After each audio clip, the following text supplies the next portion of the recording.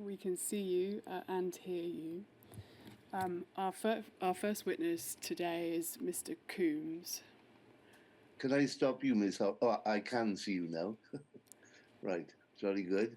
And Mr. Coombs and I have made our acquaintanceship already, in the sense that he and I were on screen about 15 minutes ago, so we said hello to each other. All right. Thank you, sir. Please, can the witness be sworn? Good morning, Mr. Coombs. Good morning. I believe you're affirming today. Correct. Can I ask you to repeat after me, please? I do solemnly, I do solemnly, sincerely and truly sincerely and truly declare and affirm declare and affirm that the evidence I shall give that the evidence I shall give shall be the truth, shall be the truth, the whole truth, the whole truth, and nothing but the truth. and nothing but the truth. Thank you.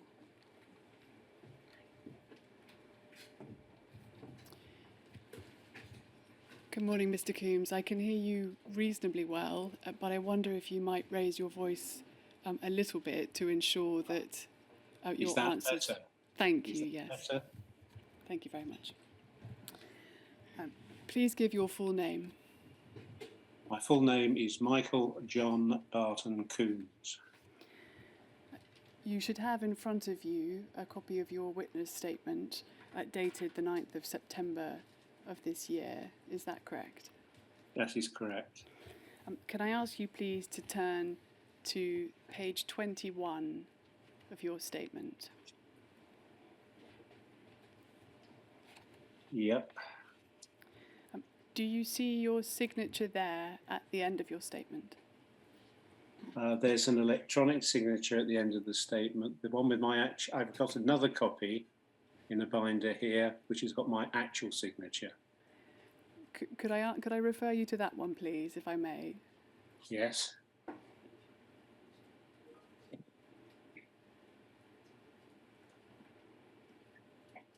If I have it in front of me, it has my signature on it.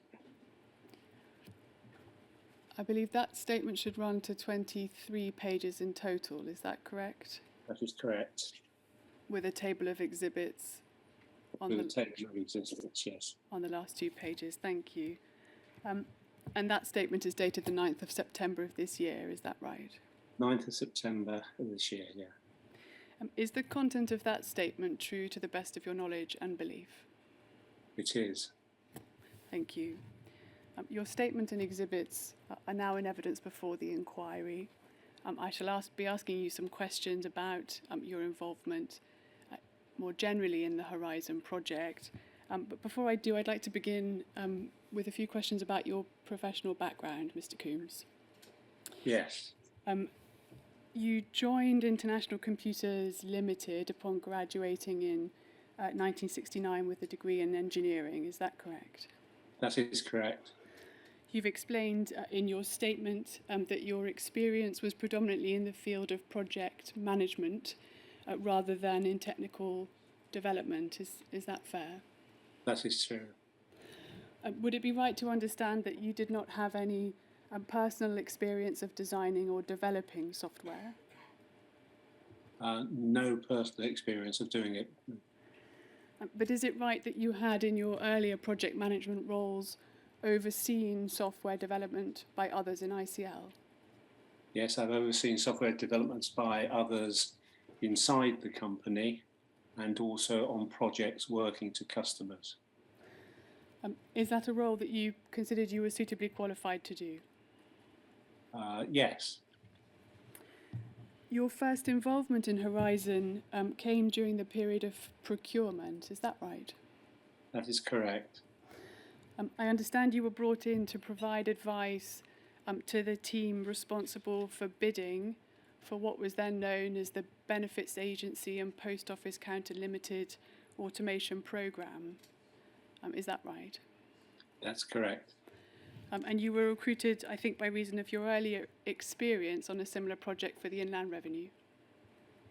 Yes, and also I had, previous to doing there, done some work for DSS and George McCorkle.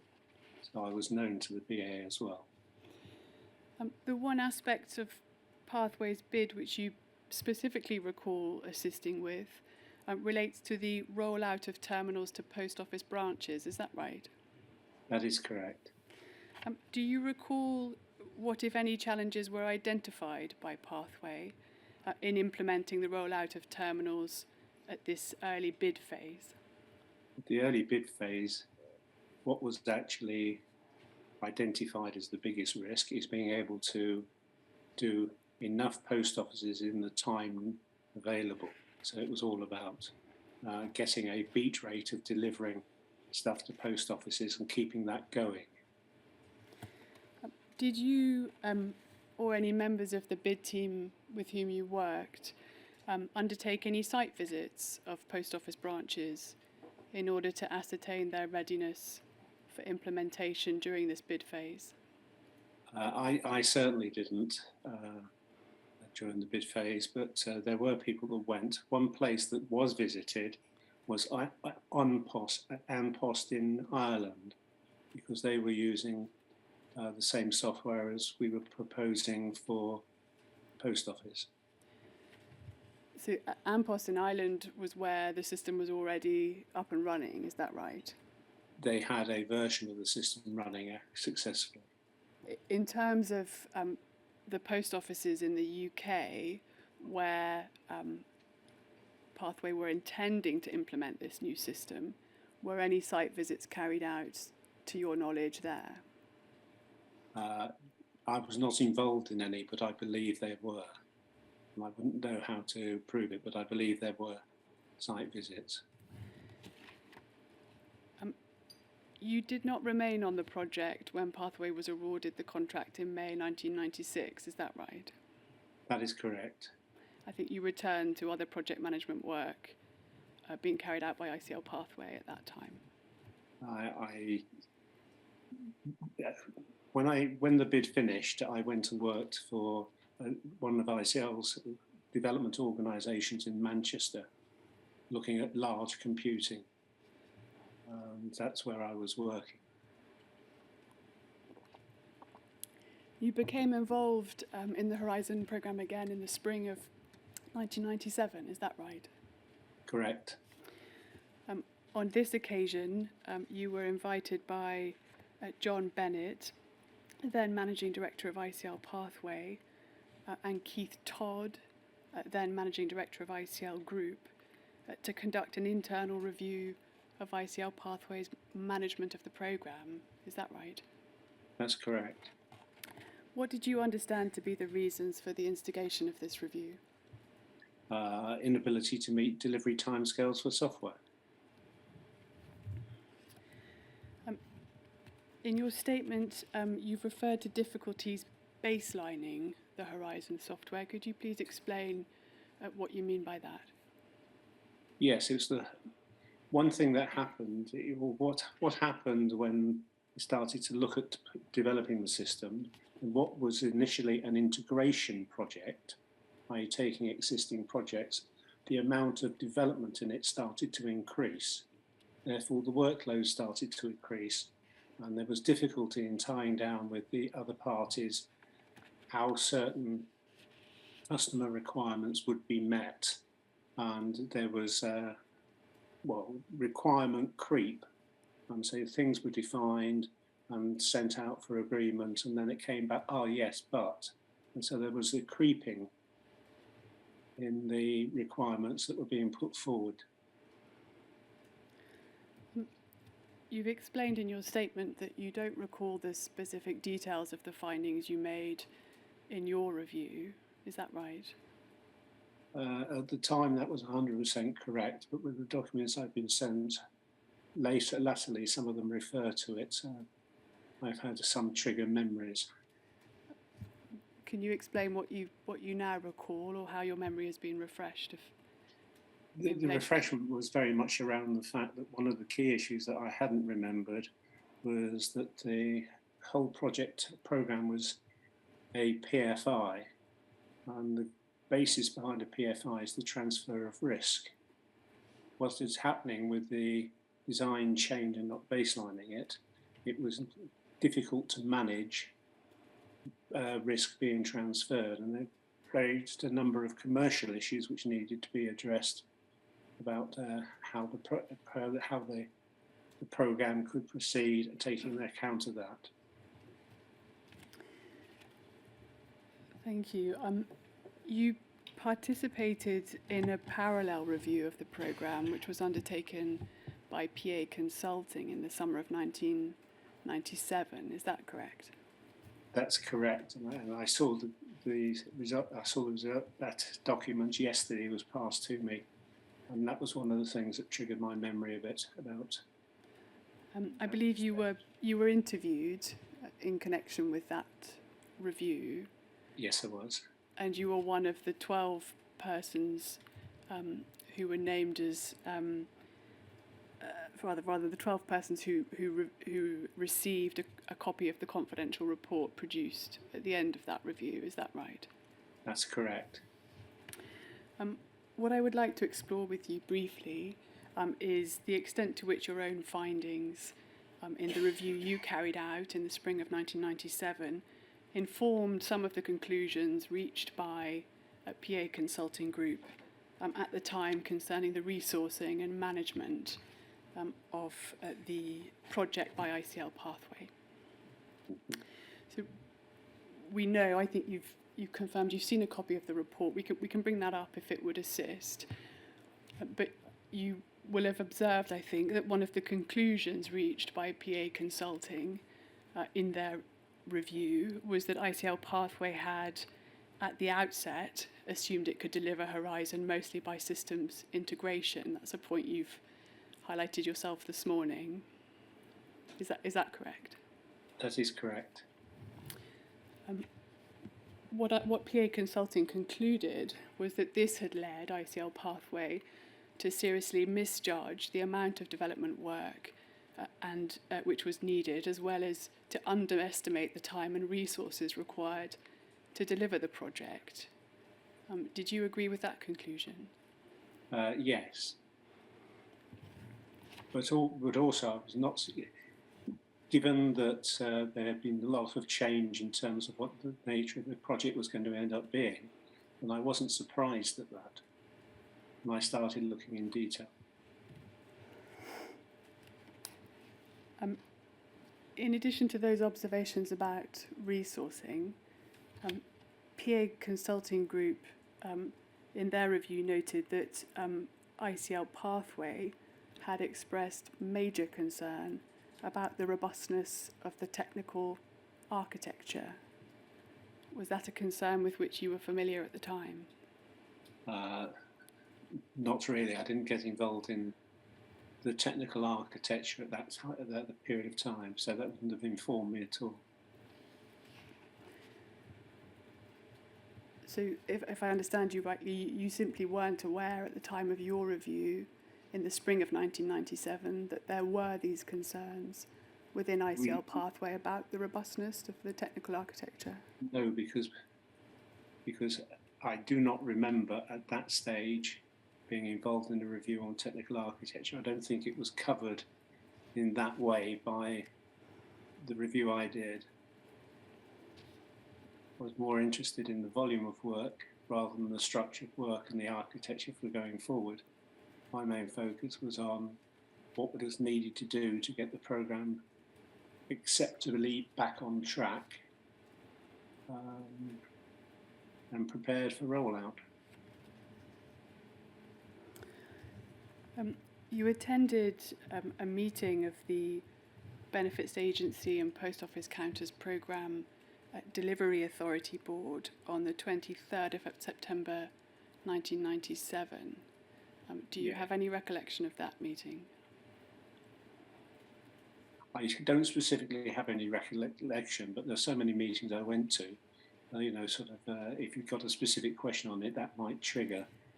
Indeed. I wonder if we could pull up POL 000 28310.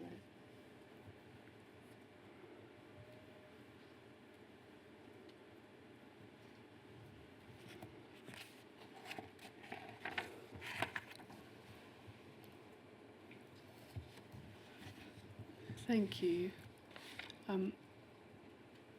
We can see here from the heading that these are minutes of the board meeting of the 23rd of September 1997. Yes. And under the heading attendees, you're named as the last but one. Do you see that? Yes, I do. If we could please turn to the next page at page 2. At paragraph 1.2.4. There is reference here to you, Mr. Coombs, and to Mr. Krachen. I believe that's Peter Krachen. Do you recall his role at this stage in the programme? Yes, Peter Krahen was involved in the benefits agency automate work they were doing on national insurance databases, etc. Can't remember the name of the project. So yes, that's where his role is, and that's a fundamental part of the infrastructure for paying benefits through post offices. There's a reference at AP5. I understand that to be action point 5, where it records Mr. Krachen to discuss the findings of the internal review of security with Mr. Coombs. The review of security had been completed and discussed with Mr. Coombs. It was agreed that more openness and cooperation would be required in future. A workshop would take place on Thursday to consider a better way forward. Do you have any recollection of what these issues were in relation to security? I'm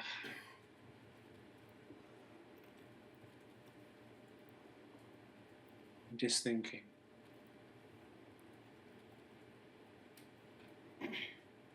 No, honestly, the problem is, one, it's a long time ago, and two, that was, I believe, was my first meeting in that sort of forum, so there's nothing around it that I can pull out of my mind. If we could go on to page 3, please.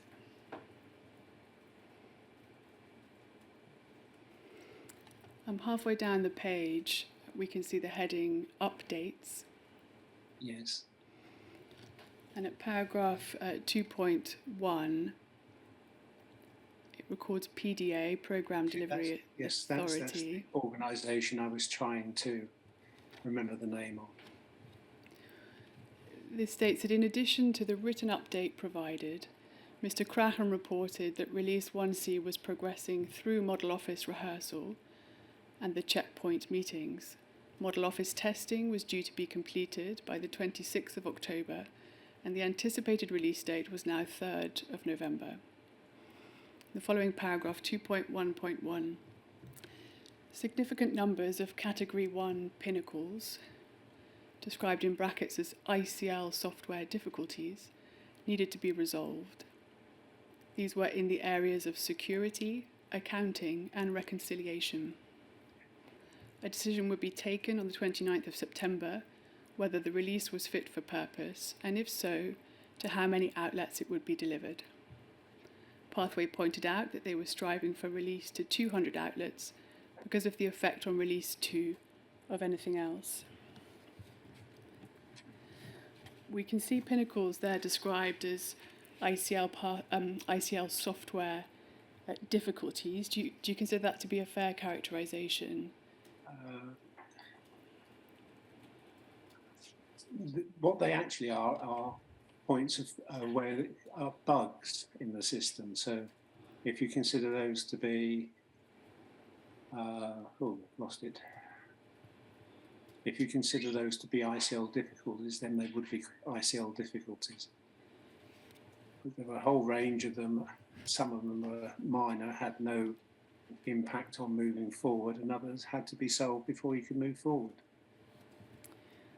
It appears from the preceding paragraph that these bugs have been raised either in the Model Office rehearsal or during the Model Office testing of software release 1C. Yeah. Would that be consistent with what you recall about the progress of the programme at this stage? Yes. In terms of their severity, How serious were Category 1 Pinnacles?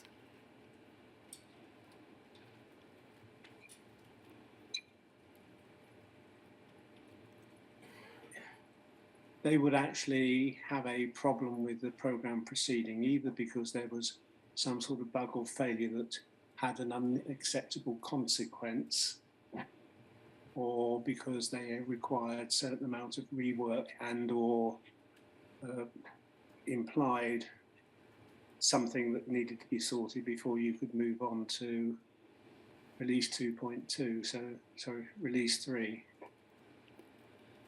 Does it follow that they were the most serious types Yes, of they were bugs the in the most system? serious, but they'll have a range of seriousness because of the impact. They would be the most serious, but they... So these were problems, I think, of the highest severity. They were significant in number, and they related at this stage to security, accounting and reconciliation. Is that a fair inference from what we can read here at para 2.1.1?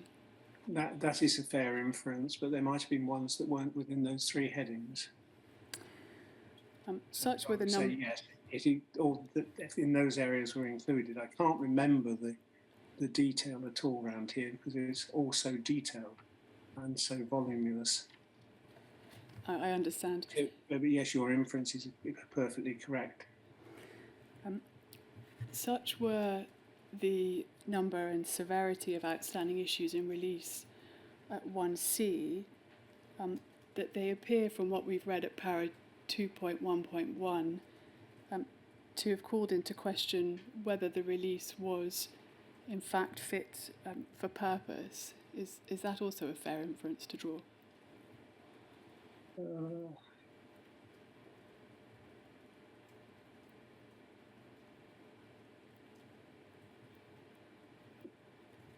It's fair, but it's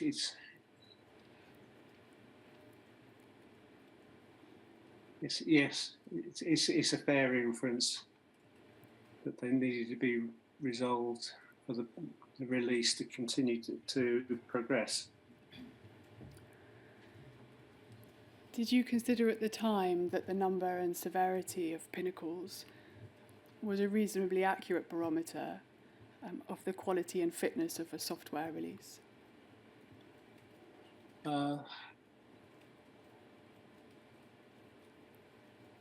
Sorry, could you repeat that? Yes, of course. Did you consider at the time that the number and severity of Pinnacles being raised in software testing was a reasonably accurate barometer of the quality and fitness of a software release? Of a software release or this software release? Any software release. Yes, it always is a barometer, but it's not an easy barometer to read because it's a sort of 3-dimensional issue. You get problems that exist now. You get time frames where they need to be cleared by, as well as the nature of them themselves. I quite understand that some inquiry into the root cause of a bug and how it might be fixed would need to be undertaken. But as a starting point, would their number and severity indicate to you that that further inquiry needed to be undertaken, that there was a question mark as to the fitness for purpose of the software? It would inform me that there were bugs in it, but fitness for purpose, without them being resolved, then there would be certainly with those problems in those areas. There would be concern as whether it was fit for the purpose to put out for usage. But there might be a difference between fitness for purpose for putting it out for the wider population compared to putting it into model office testing, etc., where that is where the purpose is to actually check whether the software is fit for purpose, if you see what I mean. So it depends on its usage as to whether it's fit for the purpose. It could well be fit for the purpose of testing to find out that the business functionality covered by it is accurate and works appropriately.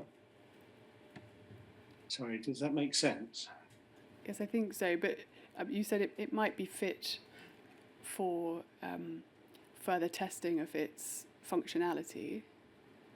That is to say, of the extent to which it meets the functional requirements of it as a piece of software. Yes, which is one part of fitness for purpose. But would it also not raise a question mark as to the suitability of the software being rolled out? It would raise questions on particular releases as if they are suitable for rollout, because the software was always moving forward. There were always people looking and clearing pinnacles and known errors. So yes.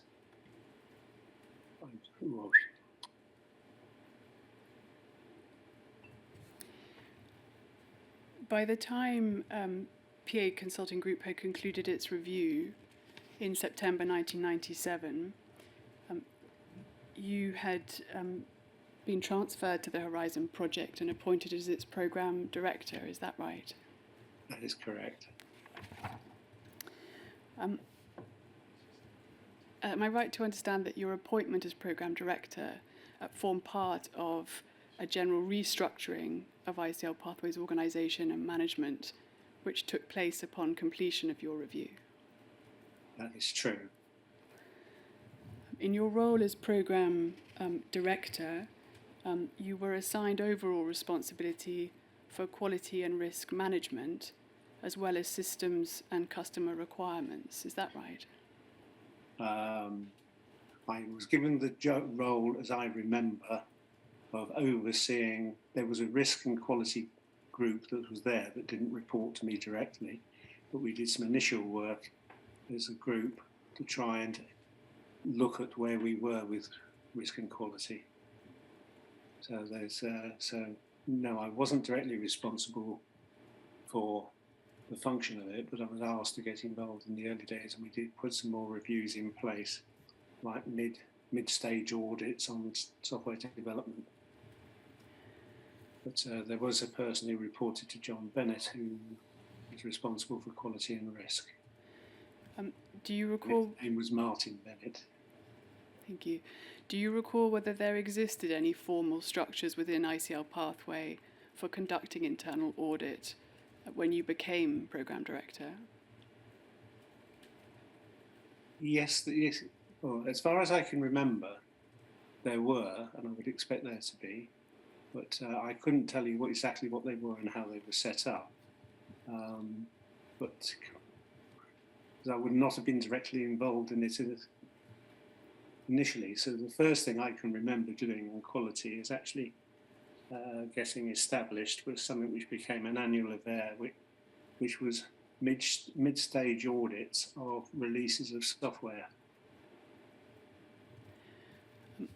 I think if I've understood your evidence correctly, you said upon being appointed program director, you did play some part in ensuring that further audits or further reviews were carried out. Is that right? Yes, it is. And part of it was they were diarised and making sure that they were linked, and the program office actually followed up and made sure they occurred. But they were taking place, but if I remember correctly, I felt they were deficient in one respect initially, which was a midlife or mid-developmental, mid-time audit of progress and issues at that time being more formal. You've explained in your statement that the focus of your role as program director was on project management issues, and that you weren't required to have a detailed knowledge of the technical aspects of the Horizon system. Is that right? That is correct. Presumably, you nonetheless had a fairly high-level understanding of the system's components, including their purpose and function. Is that right? At the time, I certainly would have had. What did you understand at the time about the purpose and function of the electronic point of sale service? Well, I don't know what I understood at the time. I know what I feel I understand now, and there's been nothing happening to change it. It was effectively a system that worked on the counters in post offices, which allowed them to act as a normal shop, selling goods, etc. And it was if you like, the element of the system for doing that. So I'm sure that's an inadequate answer, but it's sort of the only one I've got in terms of what I can remember. I'd like briefly just to explore three aspects of the system with you at a very high level. As I understand it, EPOS was responsible for recording and processing all of the transactions carried out within the post office branch by customers purchasing products and services of the post office. Is that correct? Is that consistent with your understanding? It's a far more elegant way of putting what I was trying to say. It was also responsible for balancing receipts and payments. Is that right? I believe so. And for producing what was known as the cash account. Do you recall what the cash account was? I'm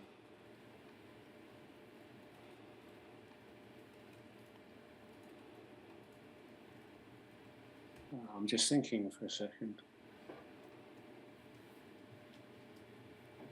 The cash account is only one thing it can be, and that is the final sort of documented area in which all movements of things of value, I would think, rather than cash per se, things of value being sold, offered, or whatever is actually recorded.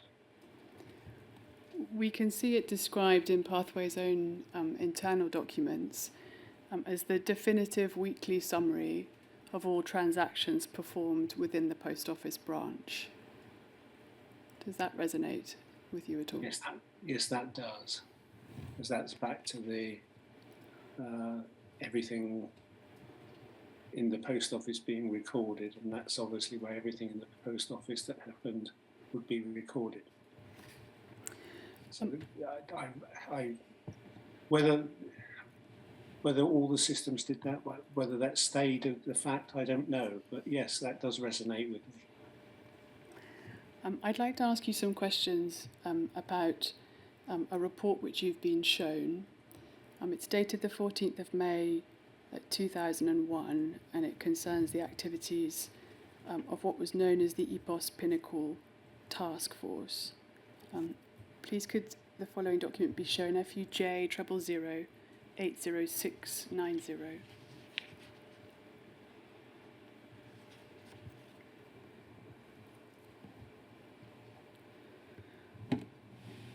We can see the title of the report at the top, Report on EPOS Pinnacle Task Force. This version is version 1.0 and is dated the 14th of May 2001. You've explained in your statement that you don't recall being shown a copy of this report during your time on the programme, is that right? That is correct. On the date shown, I had already ceased work. Yes, I think you've quite fairly pointed out that you're not named on the distribution list, which we can see at the bottom there. That carries the names T. Austin, which I believe is Terry Austin, M. Bennett, Martin Bennett, to whom you've referred, and D. McDonnell, I believe is a David McDonnell. However, if we scroll down to the second page, please. Under the heading Document History at 0.1,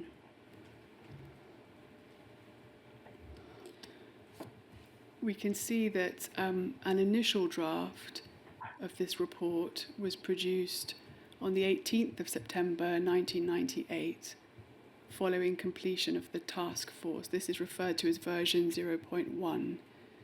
Can you see that, Mr. Coombs? Yes, I can see that. That was at a time when you were acting in the role of programme director, is that right? 98, yes. I wonder if we could turn up another report, please, dated the 28th of October 1999. We'll return to this shortly, but this other report is FUJ 000079782.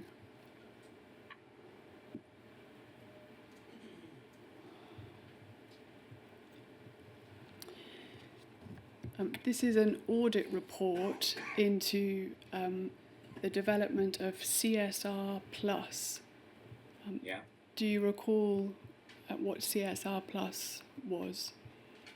Yes, that's the name for a particular release of software. I think it's the Core System Release Plus. Yes. Right. I don't propose to take you through the detail of this report now, but if we scroll down to the distribution list, forgive me, perhaps if we could go back to the top just to confirm, this report is dated the 20th of October 1999, at a time when you remained on the programme, I believe. Yes. And we can see you named on the distribution list at the top of the right-hand column. Yes. Would it be fair to infer that you received a copy of this report at the time? I have no reason to believe I didn't. And if we could scroll down to the second page, please.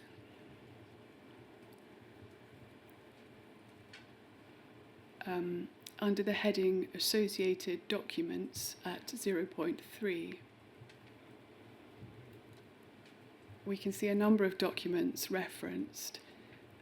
At 6, there is reference to the report on EPOS Pinnacle Task Force, dated 29th of September 1998.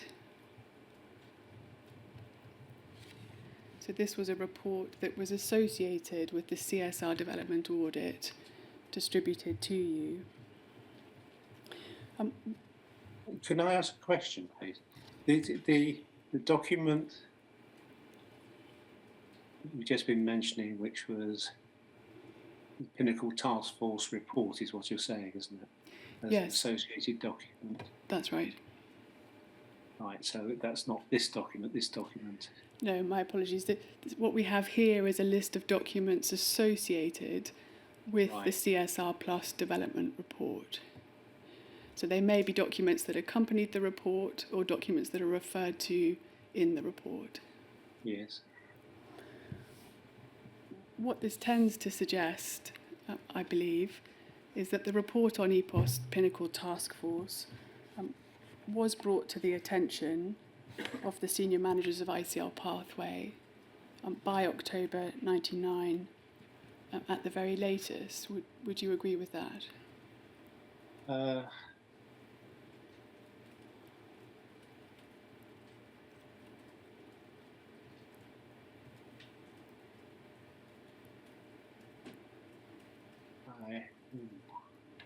I don't remember seeing that particular report, that attached report. I'm just trying to think.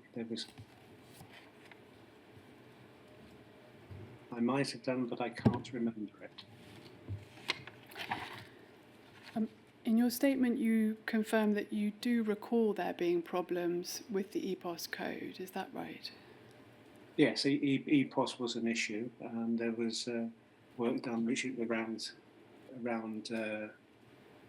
these time frames, which were quite long ongoing, work being done to look at whether the existing EPOS software that was having problems was replaced by another system where it went into development, or whether effort was put in to overcome the issues that were being seen on EPOS by further development. So there was a decision to spend money. It was made, so there was money available, but the issue was should it be for a new development or for an exercise to clean up the existing work development. So yes, I remember that quite distinctly, but I can't remember is the outcome of that decision.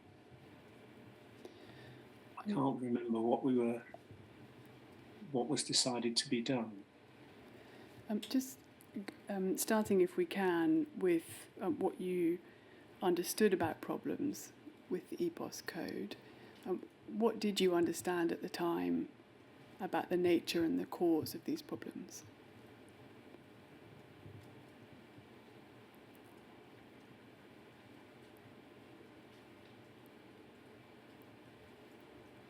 Still thinking of it.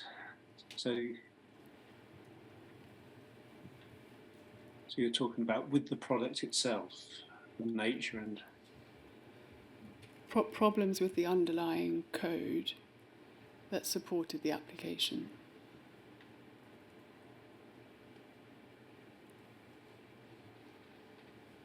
I know there were them because of the comments I've made about existing release versus new release.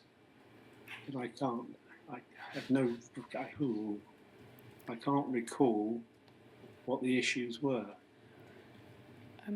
It might assist you, I think we'll see, but if we return to the report at FUJ 000 80690, please. This is the report that was produced on the EPOS Pinnacle Task Force. If we scroll down, please, a little bit, we can see the authors of the report were J. Holmes, I believe Jan Holmes. That's correct. And David McDonnell, to whom we've referred earlier on the distribution list. At page 17,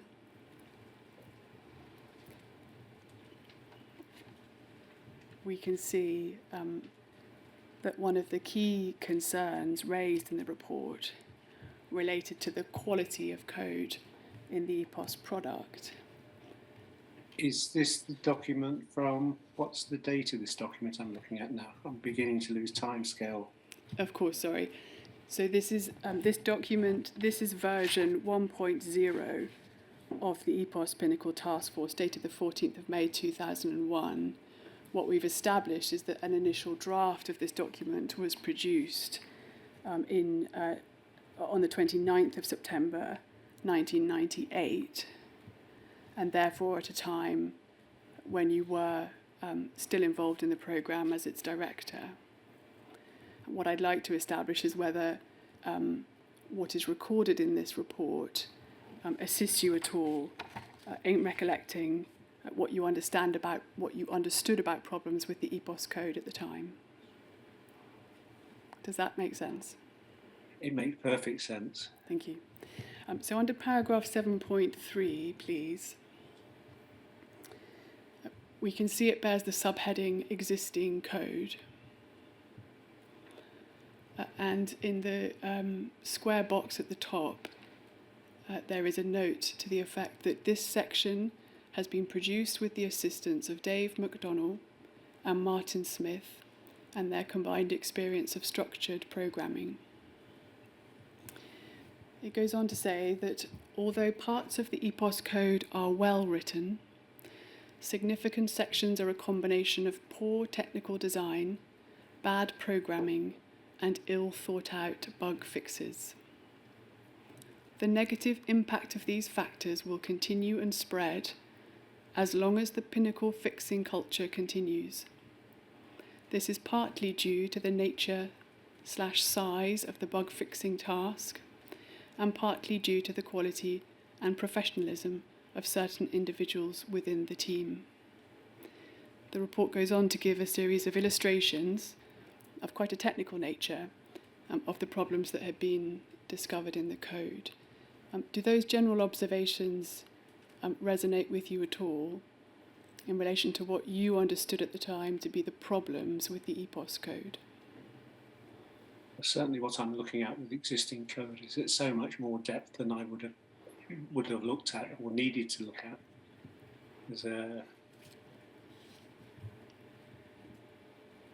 They're resonating, so the conclusions don't resonate because I can't remember this actually ever being successfully concluded. I don't know and can't remember anything happening in my time on the programme to say what happened to EPOS.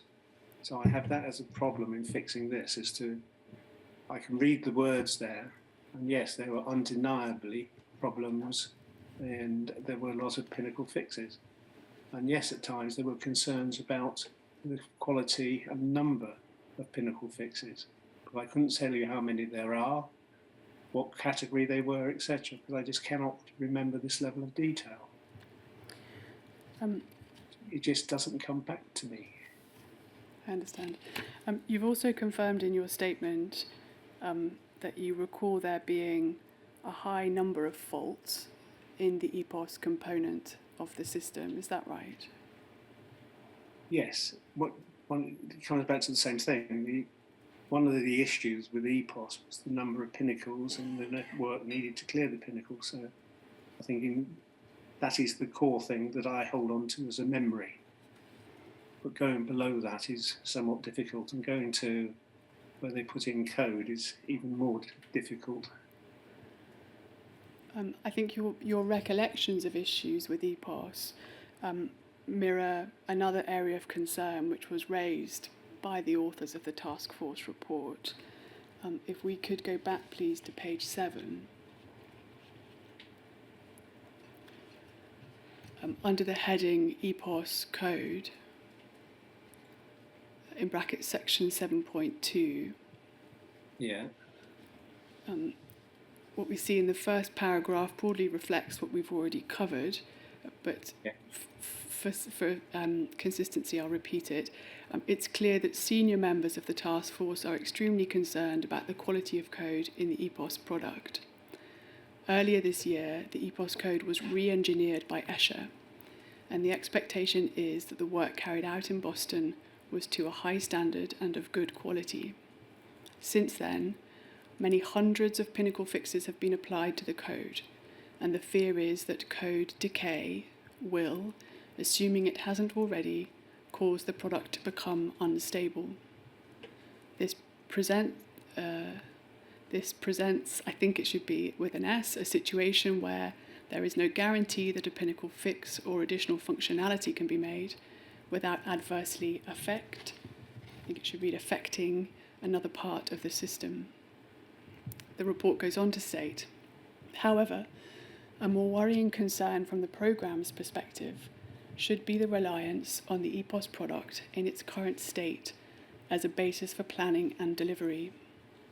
During the task force, there was relatively little testing that directly impacted EPOS, and yet more than 200 Pinnacles, roughly 50 per week, were raised.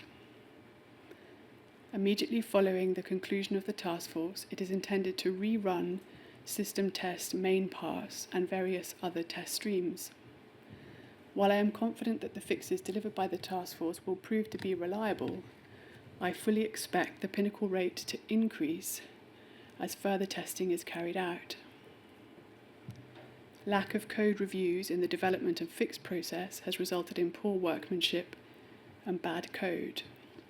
References that are then made to the 4 examples which were cited at the end of section 7.3 to which we've referred.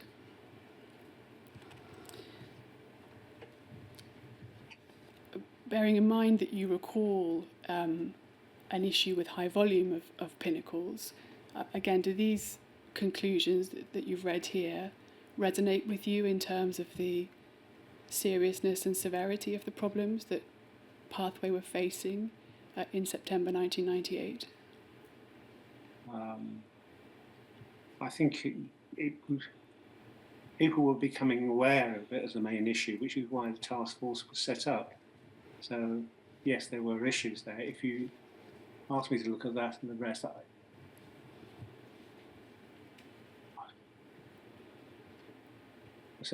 senior members of the task force, I don't know. It talks about people, and I don't know the people or what their role was, because there's certainly different views about what to do with EPOS based on what we actually had or could get. And what I can't do is I can't disagree with anything you said. There were problems with it, but whether it would cause a lot of what is there is a view of a person which may be totally accurate, but it is a view which may be disputed or not agreed to by people responsible for it. I say the system, the sort of development director, took a personal interest in it. And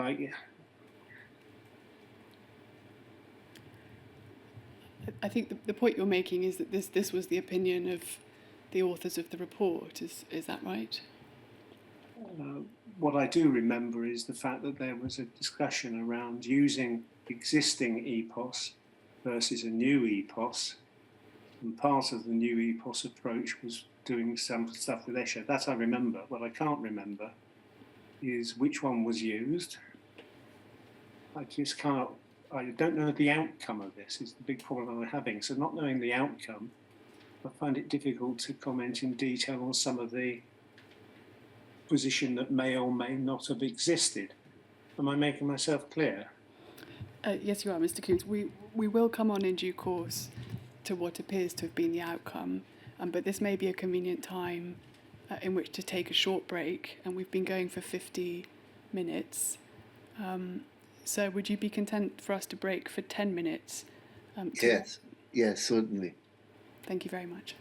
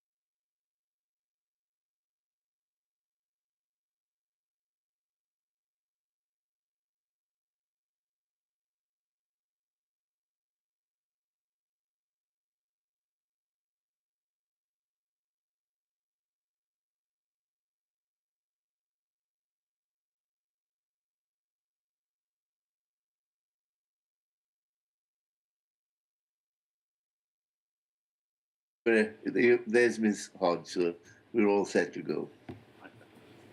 Thank you, sir. Mr. Coombs, can you hear me? Yes, I can. And can you see me as well? I can hear and see you. Thank you. Before the break, we were discussing the findings of the EPOS Pinnacle Task Force report, originally produced in September 1998. Before we move on from that topic, there's one further question I'd like to raise with you. One of the risks identified in that report was that the application of Pinnacle fixes risked causing code decay, which I understand to mean a further deterioration in the quality of the EPOS code. Was that a risk to which you were alive at the time? No, it wasn't. I was alive to the fact there were pinnacles that needed to be resolved, but I cannot remember any discussion about decay of the product, but it must have been part of the discussion that was being had, because there were two EPOSs being discussed. One was a redevelopment and one was the existing one. And I'm sure within the task force themselves they must have had discussions as to how many pinnacles and the likely impact, but I have no knowledge of anybody making the comment that it would actually cause decay. So it's not something I was alive to at all, nor can I remember it, and I've not seen it in a document.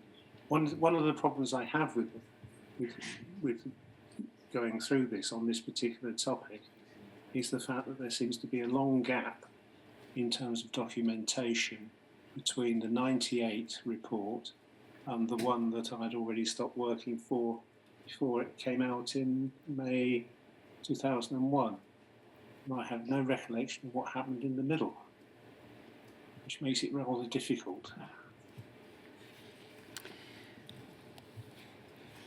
You've explained in your statement that you took a period of medical leave from work in the spring of 1999, and that you returned on lighter duties in or around June of 99. Is that right? That is correct. You would have learned upon your return to work in June 99 that the benefits agency had withdrawn from the programme. Yes. And that the Horizon system had progressed into an operational live trial. Is that right? Yes. Do you have any recollection of your involvement in the acceptance of the Horizon system after completion of the operational live trial? So you were talking about acceptance for entering rollout. That's right. Right. I can remember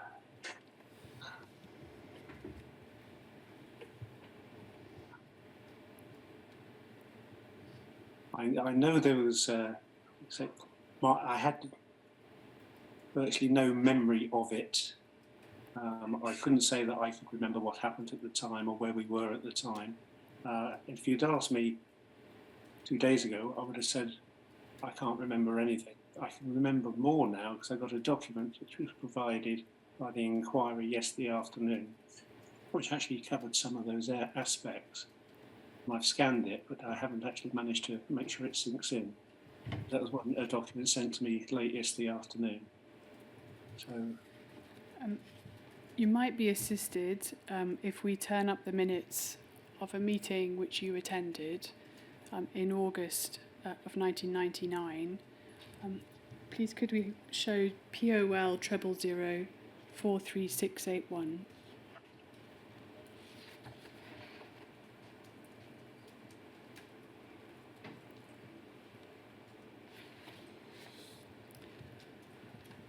This is a copy of an email from an Andrew Simpkins, a consultant employed by French Thornton who was working for post office counters at the time.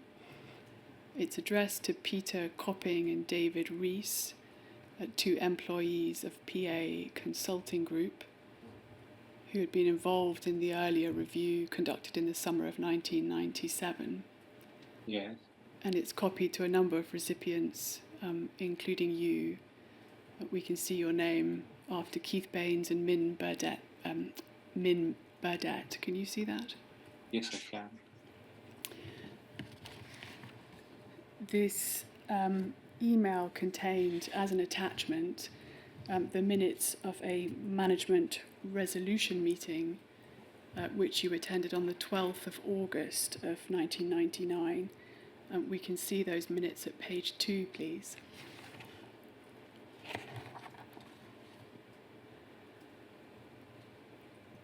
Under the heading Attendees, you appear to be listed as one of 2 representatives of ICL Pathway. Yes, the other one is John Dix, who was the requirements director.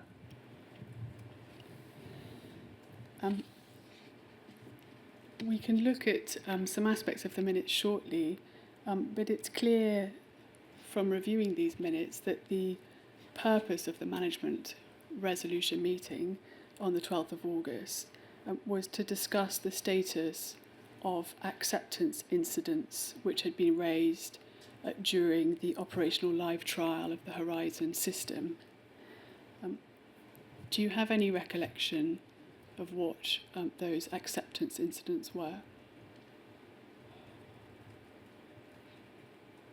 I was heavily involved in this whole area, and there was a lot going on, to put it mildly, at this time in terms of areas that were being looked at to try and work out how we proceeded.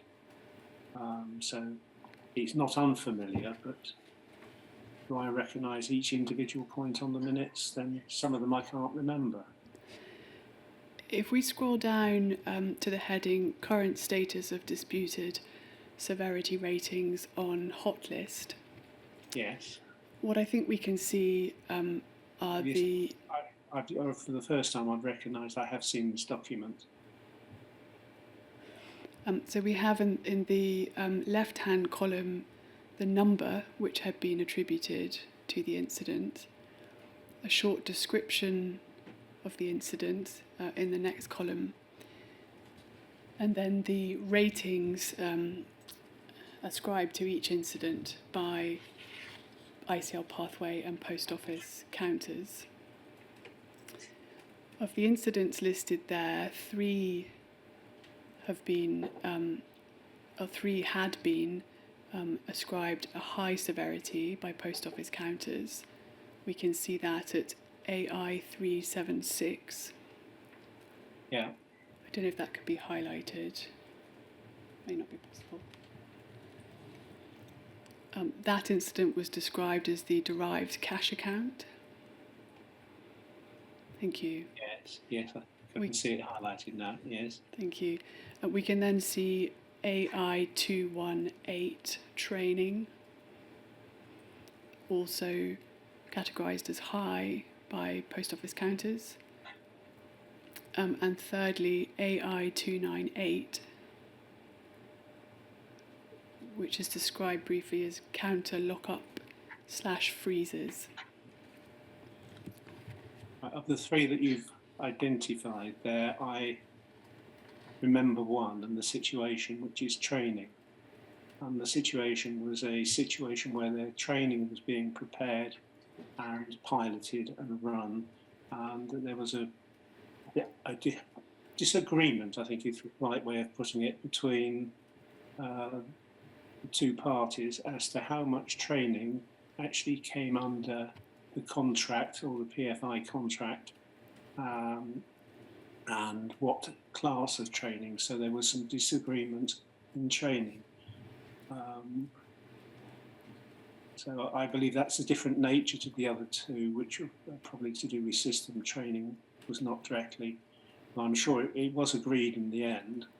There was a passing backwards and forwards and discussion of contractual, what training was contracted for, because it was specified, so by being specified had limits, and if I remember correctly, pathway were being asked to exceed what we believed was our contractual requirement. This is one of the areas where commercial bumped into program issues with the nature of the contract.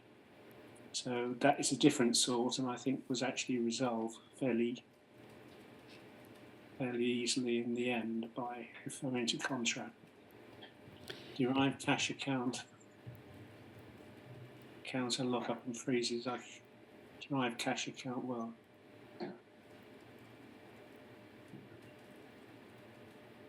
I wouldn't know what that was. It doesn't trigger this far away. I can't remember the technicalities either.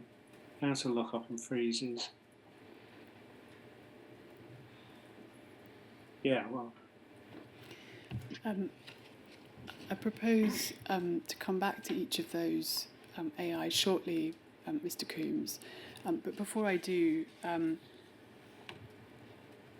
we can see that whereas Post Office Countess has graded each of these incidents as high, by contrast, Pathway has ascribed to AI 376 a low severity rating.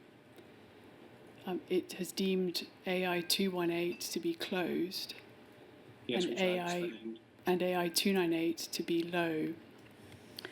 What do you think accounted for this difference in severity rating as between Post Office Counters on the one hand and ICL Pathway on the other?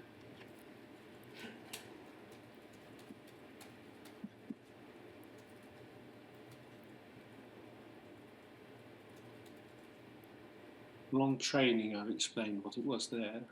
On the other one, I can't explain. Is that without having a better understanding of what they were and what the positions of both parties, or if just the position of ICL was, I can't really comment, because I can't think of any reason.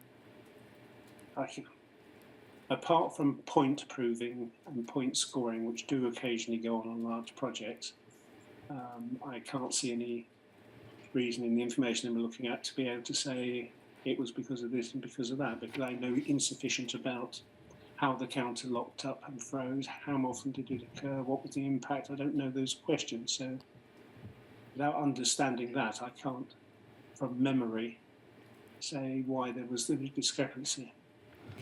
One I can understand, the other two I can't. What do you recall what the thresholds for acceptance of the Horizon system were in the summer of 1999? No. Not out of my brain. From the documents obtained by the inquiry, we know that the existence of one or more high severity faults or deficiencies would have resulted in the Horizon system failing to meet the threshold for acceptance. Does that resonate with you at all? No, it doesn't. I know, in my head I know it was low, the number, but I didn't think it was that low. So no, it's not something I remember. It doesn't resonate at all. Would you have been aware at the time that a failure by Horizon to achieve contractual acceptance would have placed ICL Pathways' right to payment for the design and development of the system in jeopardy? Is that an issue you would have been alive to, do you think? Yes, I would have been alive to it because the commercial director would want to know progress at a very high level as to when the actual amounts were triggered, because they were not insignificant. Would it be fair to say or to infer that there would have been a strong imperative at this time for ICL Pathway to secure the downgrading of these high severity incidents in order to obtain a return on the substantial investment which it had made in designing and developing the Horizon system? There would have been an imperative to make sure that they were understood by whoever was looking at them, probably the systems director, and that there was an agreement on the levels. So I could see this as a starting point for going through and looking at the effects on acceptance.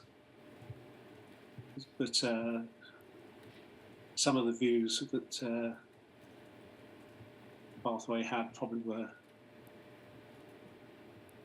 were optimistic in terms of low impact of things, and also the other way. I would say one that we have discussed, training, the amount of training that is trying to be got as an extension to get us through this was actually quite high. So, and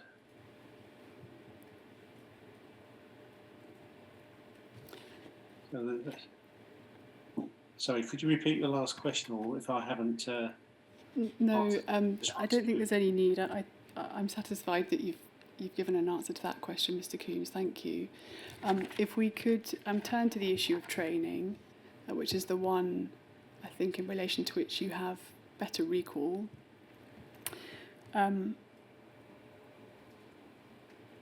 We know that shortly before this meeting, which you attended on the 12th of August, you were copied into some correspondence between John Dix, the Director of Customer Inquiries at ICL Pathway, and Bruce McNiven, who was then Horizon Programme Director. You've referred to some of that correspondence in your statement. Yes. Is that right? Please could we show POL 000028365?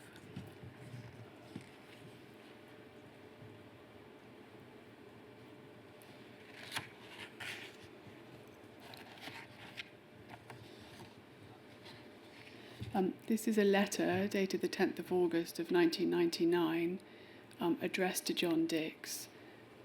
We can see from its title that it relates to Acceptance Incident 218 and the issue of training.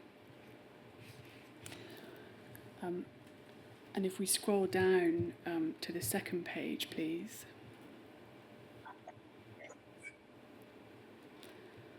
We can see there what is described earlier as an analysis of the evaluation that had been carried out in the preceding weeks against the business impacts identified in the acceptance incident.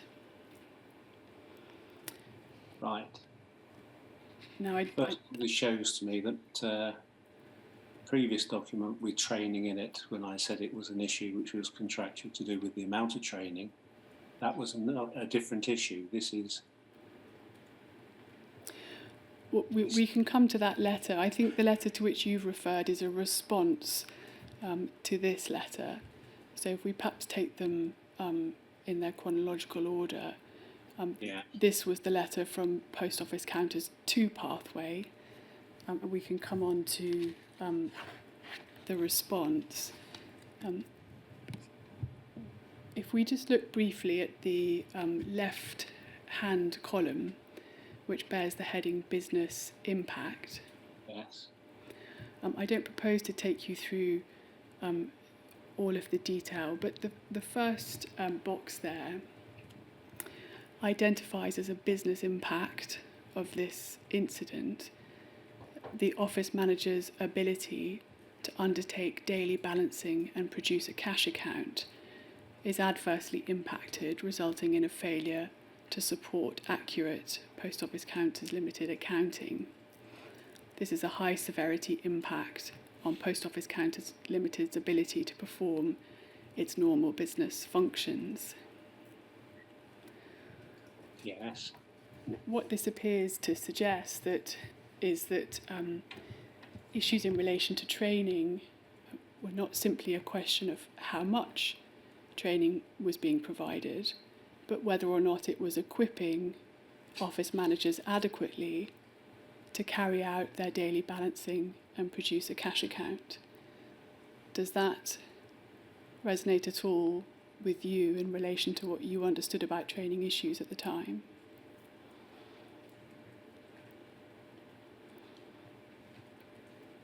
Trying to think.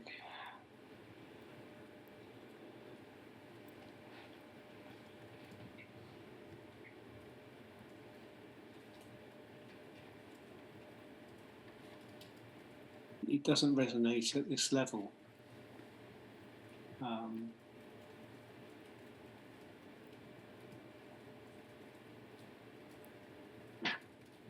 Was I copied on this? Well, I was, wasn't I?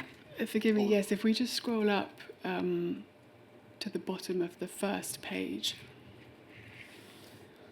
Thank you, sorry. We can see. Yes, I was.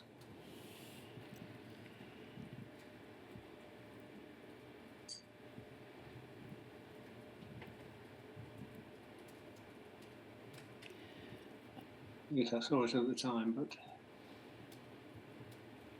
it's familiar. But My question really is this: were you aware that Post Office Counters' concerns about training were focused particularly upon the cash account module and the adequacy of that module to prepare office managers for balancing on Horizon?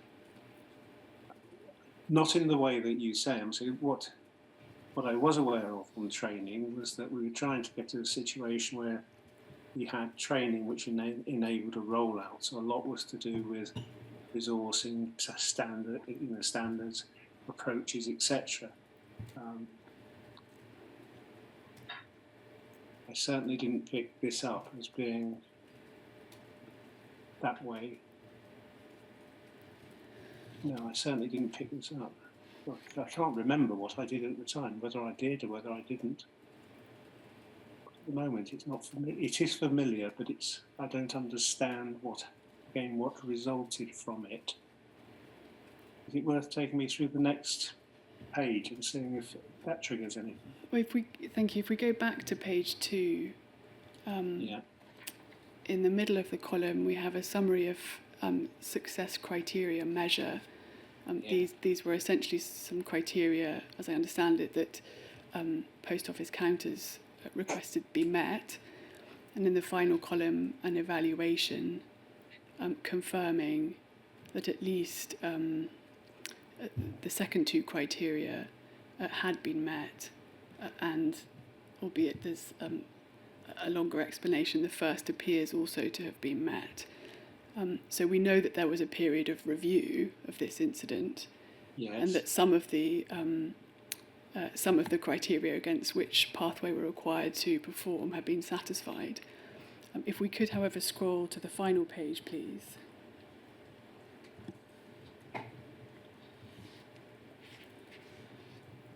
Under the heading qualitative measures, Yeah. what it records at paragraph 3.1 is that although the small sample size of 18 responses limits the validity of the findings, some significant improvements were found in comparison to live trial 1, which comprised a sample of 102 officers.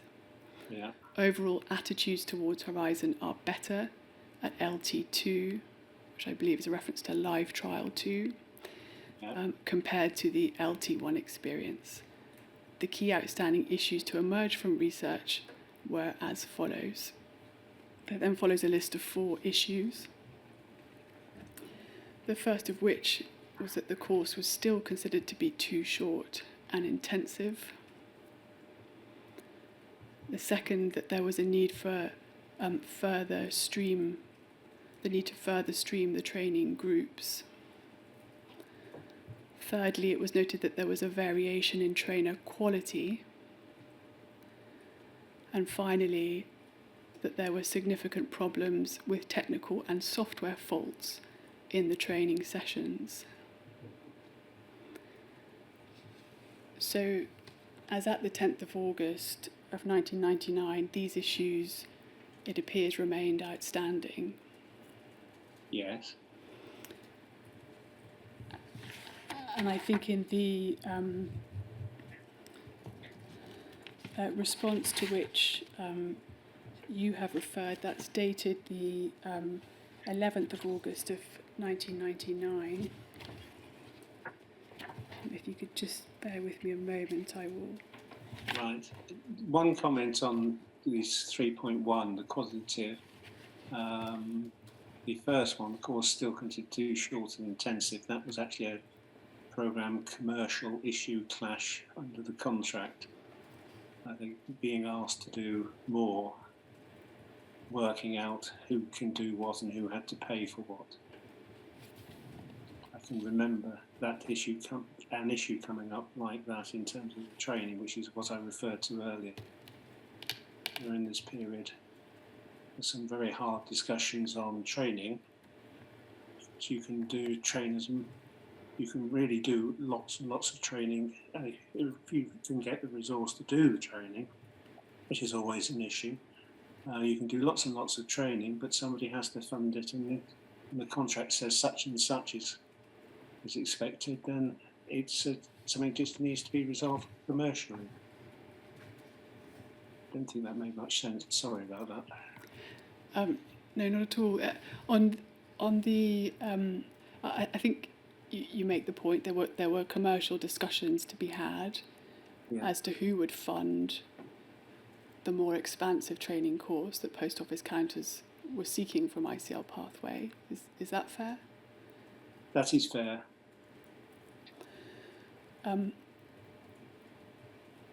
Before we move on to ICL Pathway's response to this letter, we can see at the final bullet point the reference to significant problems with technical and software faults.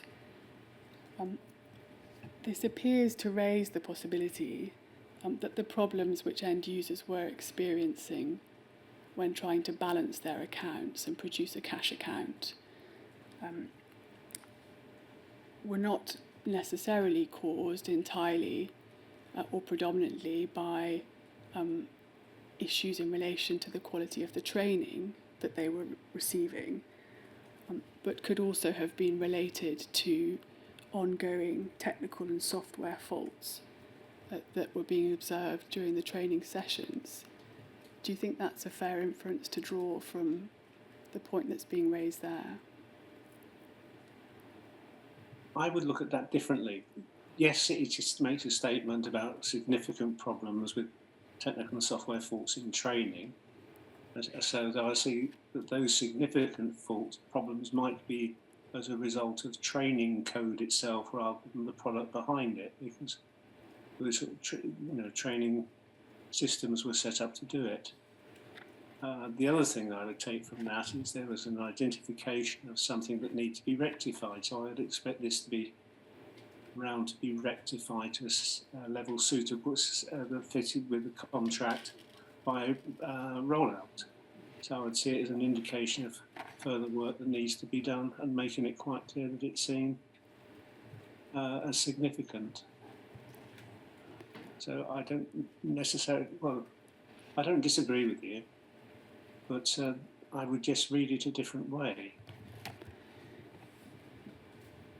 The response which I think you've mentioned in your statement you discussed with John Dix at the time, and which was sent to this letter, was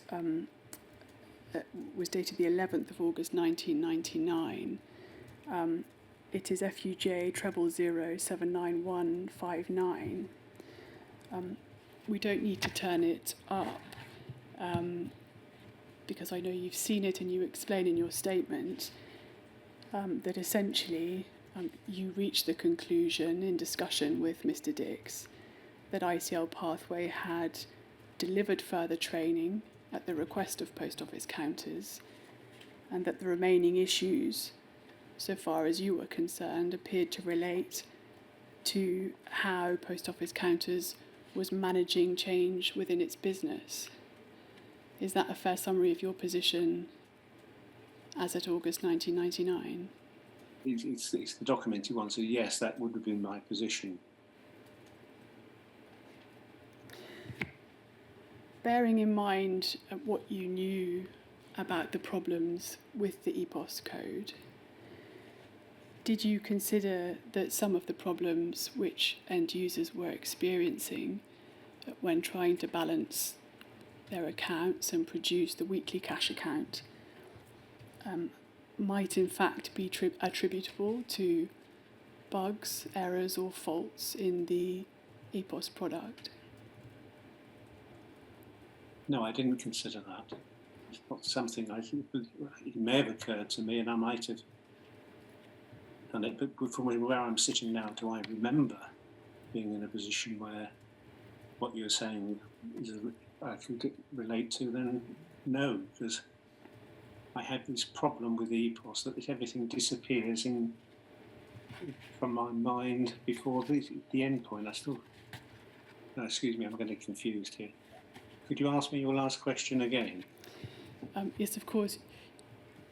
You've confirmed earlier in your evidence that you were aware of problems with the EPOS code.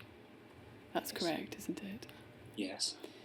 And as at August 1999, it was being brought to your attention that end users, such as sub-postmasters and office managers, were experiencing significant difficulties in balancing their accounts and producing a cash account, which was a function of EPOS, was it not? I believe it was. My question to you was whether it occurred to you at the time that these difficulties might not be attributable principally to training or user error, but rather to bugs, errors and defects in the EPOS application.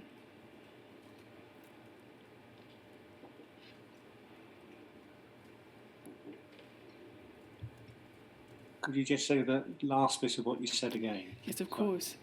The question is whether the reported concerns about the difficulties which office managers were experiencing in attempting to balance their accounts might be attributable, in fact, to bugs, errors and defects in the EPOS application.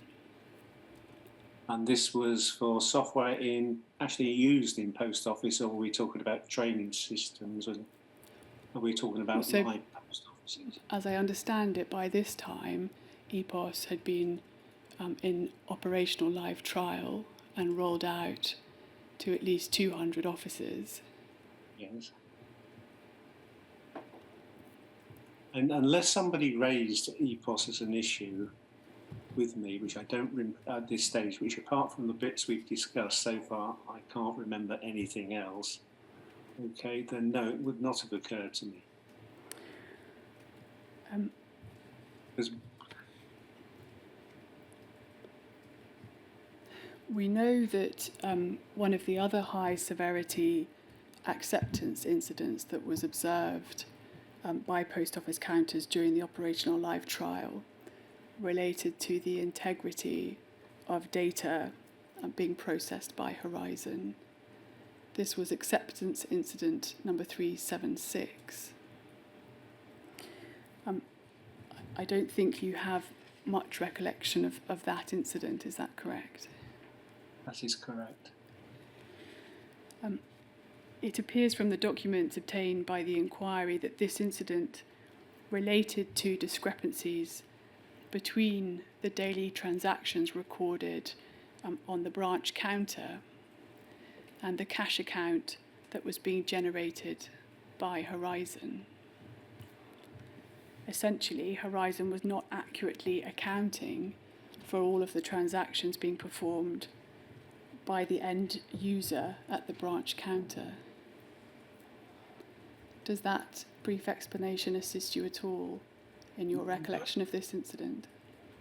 No, it doesn't. And one of the problems with trying to recollect is that I didn't have responsibility for the development and for the testing and the rest. So I'm trying to remember things across 20 years that were probably in memos, letters and meetings.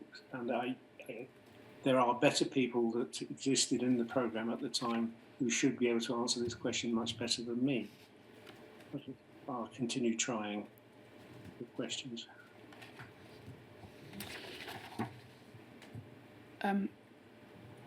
Before we move on from acceptance, Mr. Coombs, the final incident which was graded as high severity was AI 298. This related to counter lockups and freezes. Do you recall what, if anything, you understood about that at the time?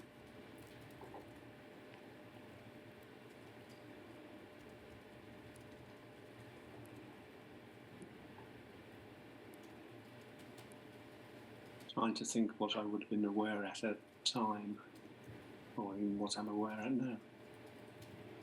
No, I wouldn't necessarily have picked up on that unless it was raised in a review I attended, and I cannot remember it being in a review, either internal or with the customer, that I can remember. So no, We know that it was raised at the management resolution meeting on the 12th of August. I think really what I'd like to establish is whether you understood counter lockups and freezers to be a hardware issue, a software issue, or possibly a combination of both.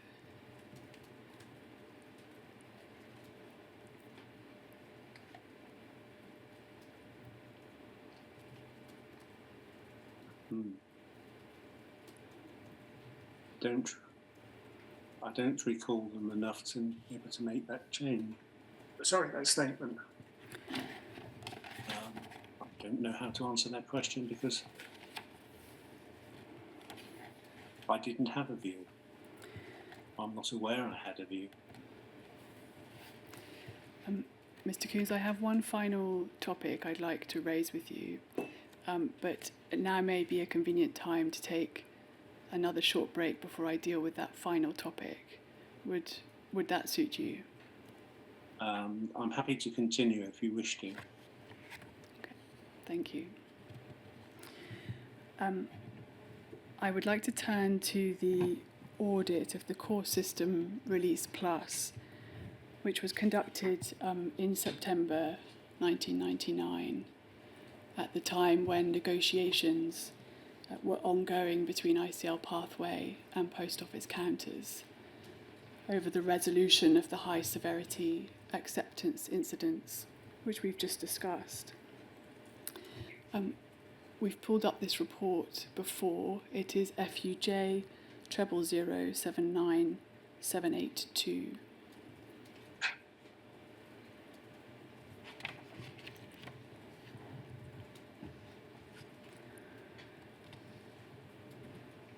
When we looked at this document earlier this morning, you agreed, I believe, that you were named as one of the senior managers to whom this report was distributed. Yes.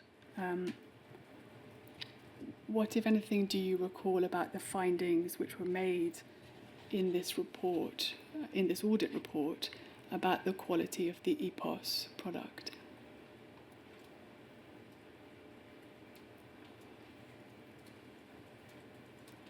I cannot remember, but I'm sure it's in the document. Please could we turn to page 17?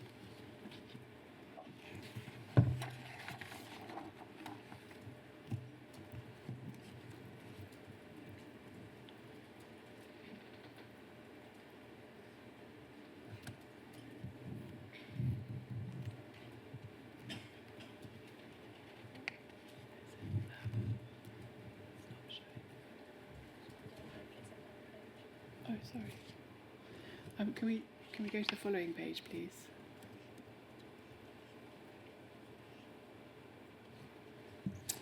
Sorry, that must be my reference.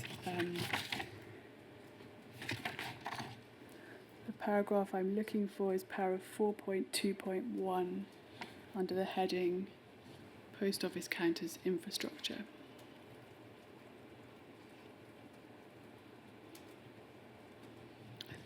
I think it's possibly page 19.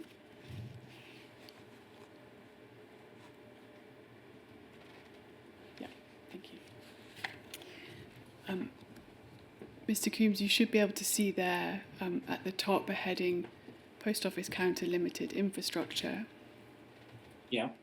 followed by a subheading Electronic Point of Sale Service. Yeah. Under the title Commentary, we have essentially the findings of the audit report relating to the EPOS product. The first paragraph reads, from the CSR Plus perspective, the development of the EPOS product has been successful, with software drops being made according to planned schedules, and confidence in the team that future drops will also be achieved on time. Can you see that? Yes, Mr. I Coombs? can see that. What's the date of this document again? Sorry, that. Yes, forgive me. This was produced in October 1999. I believe it was on or around the 18th of October. If we go back to the top, we should be able to see, forgive me, the 28th of October of 1999. Right. The second paragraph reads, unfortunately, EPOS continues to be resource hungry in dealing with live problems associated with CSR, the core system release, and in ensuring that these fixes are brought forward and incorporated into the CSR Plus product. Yes. Do you have that? Yes. The third paragraph really gets to the substance of the concerns that were raised, and it refers back to the EPOS task force report that we discussed earlier in your evidence. That was the report produced in September 1998. So that was the 98 one. This is 99. That's correct, October 99. Right. It confirms that the EPOS task force report raised the question of the maintainability and resilience of the EPOS code following the 6-week Pinnacle blitz, where some 550 Pinnacles were processed. Since then, a further approximately 996 Pinnacles have been raised using the product, and then this is a search criteria, which is EPOS and target release equals IRCSR or PDR-CSR. That appears to be a search criteria used by the auditors to identify which of the Pinnacles related to the EPOS product. Yeah. It goes on to say that in particular, the maintainability, resilience and potential for change aspects must be subject to doubt. The report also identified many instances of poor programming technique and application of coding standards. And while CSR Plus changes have been reviewed by the team leader, no attempts have been made to address the significant body of code not affected.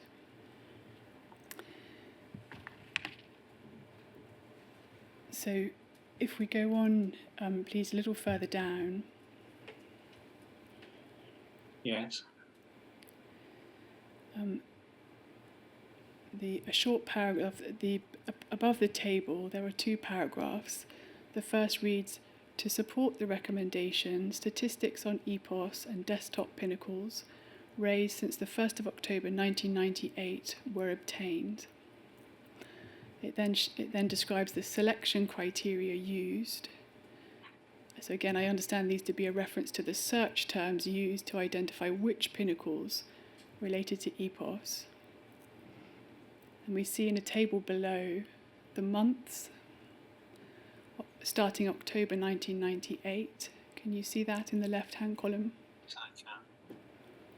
And then in the two other columns, the number of pinnacles which match the criteria EPOS and DT, desktop, or simply EPOS. Yeah. If we could carry on, please, to the following page.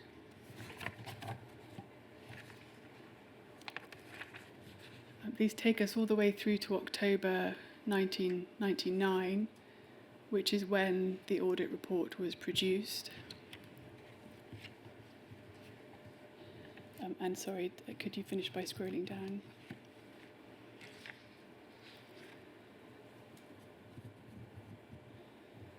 The report records the figures, those that we can see in the table above, indicate that the problems facing EPOS during the task force period have not diminished. Of greater concern are the non-EPOS pinnacles within the group, suggesting that there are still serious quality problems in this vital customer-facing element of the system.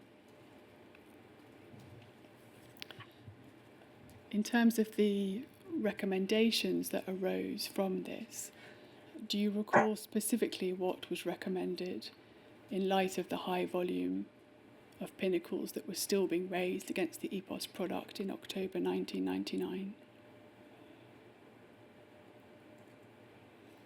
I was copied on this document, was I? You're named on the distribution list. When was its first version? When did that come out? Because I'm not recognising a lot of this, and I should. The date of the document is the 28th of October of 1999. And is it version 1 or? If we scroll to the top, yes, version 1.0. First version.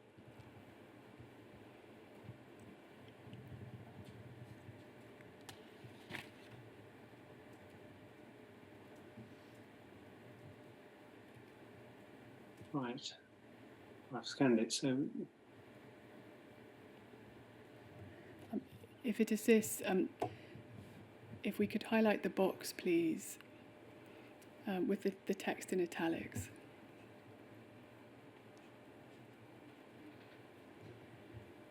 This records that the EPOS Solutions Report, which is a document we don't have, but which was produced in September of 1999, had made specific recommendations to consider the redesign and rewrite of EPOS, in part or in whole, to address the then known shortcomings. It goes on to say that in the light of the continued evidence of poor product quality, these recommendations should be reconsidered. Right. Do you have any recollection of?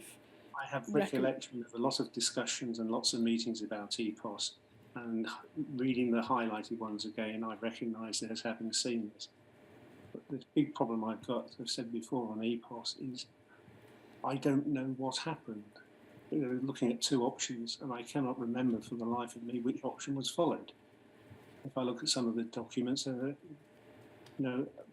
would think it's probably going to be that, but it might be the other. And nowhere in the documentation have I seen anything which said what decision was actually made. I don't understand why not. If we reflect for, sorry, Mr. Coombs, if we reflect for a minute on the chronology of these reports, what we know, or what appears to be shown by this audit report, is that a recommendation to consider redesigning and rewriting EPOS was first made in September of 1999. Yes. And that was at a time when Post Office Counters was in negotiation with ICL Pathway over the granting of conditional acceptance to the Horizon system. Is that something that you're familiar with, that resonates in terms of timings? Yes, it fits with the timing, but So we have a first recommendation in September 1999. It would appear that... Which was a recommendation to consider redesigning and rewriting EPOS. Right. So I'm sure it was considered, but what I don't know is what the result of that consideration was. We then have a further recommendation in late October 1999 to reconsider the recommendation to redesign and rewrite EPOS. Can it reasonably be inferred then that the decision, if it was taken in September, was not to redesign and rewrite EPOS? I would be guessing or making an inference which is a bit too strong, I feel. Because I don't know what to infer from that. The only thing I get out of that is the fact that they were going to consider it. It was going to be looked at, and I'm sure it would have been looked at because it was so visible all the time. But what I can't find, what I don't know, is what actually happened. So it was a long-term issue that was running, and redeveloping or even doing an exercise on Pinnacles takes time and can be quite a lot of time. So it would have been a visible thing. It wouldn't have disappeared, but I just do not know or know how to find out which approach to EPOS was adopted. I just don't know. Mr. Coombs, can I ask you, do you have any memory about whether you were consulted about which choice should be made?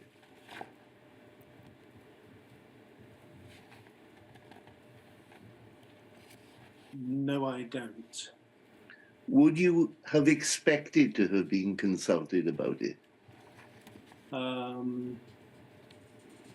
Consulted might be a strong word. I would have expected it to go to one of the change control places, which I might or might not have been invited, change control.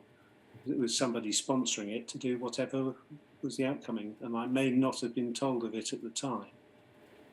So can I just summarize? You can't remember whether you were consulted, but it's not necessarily the case that you would have been. Is that right? If that is right. Yeah. Okay, thank you.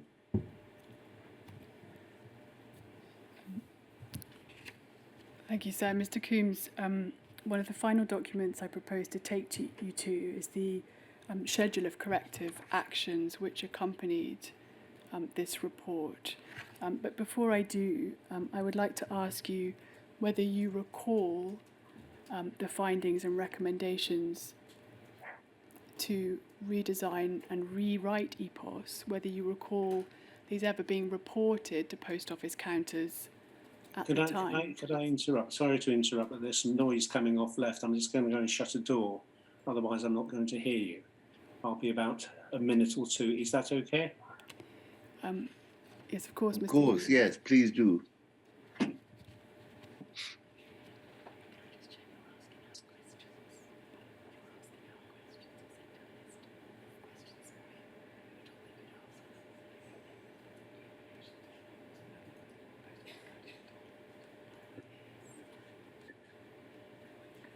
Sorry about that.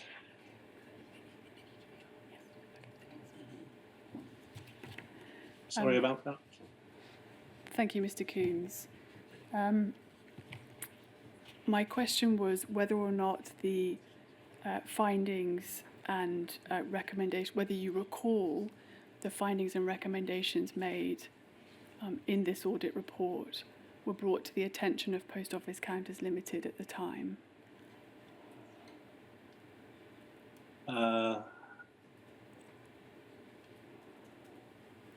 That's the audit. You mean this audit document here? Yes, sorry, the findings made in this audit report, the recommendation to the effect that EPOS should be redesigned and rewritten. To your recollection, was that brought to the attention of Post Office Counters Limited at the time?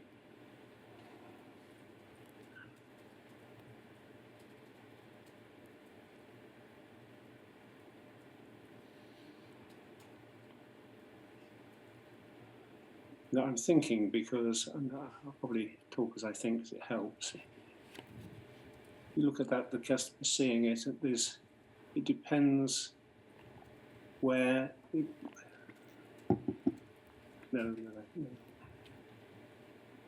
No, I do not have recollection of that. Do you consider that the findings and recommendations should have been brought to the attention of Post Office Counters Limited at May this well stage? have been brought, but it depends on it depends on how they entered being passed over, whether it led to changing requirements or a clarification of requirements, which means that it could have happened via requirements directorate, which I wouldn't have necessarily have seen unless there was any outcome, or if it was handing over another release, that would be done through the development systems group and their interfaces with it. So I could see that people could be brought in, not just using the development audit, which was there basically to serve a different purpose than to communicate to the post office. So I have no recollection, but it doesn't mean that there wasn't. My second question, Mr. Coombs, is whether you think ICL Pathway ought to have brought these findings and recommendations to the attention of Post Office Counters Limited at a time when Post Office Counters was considering conditional acceptance of the system and the implementation of its rollout.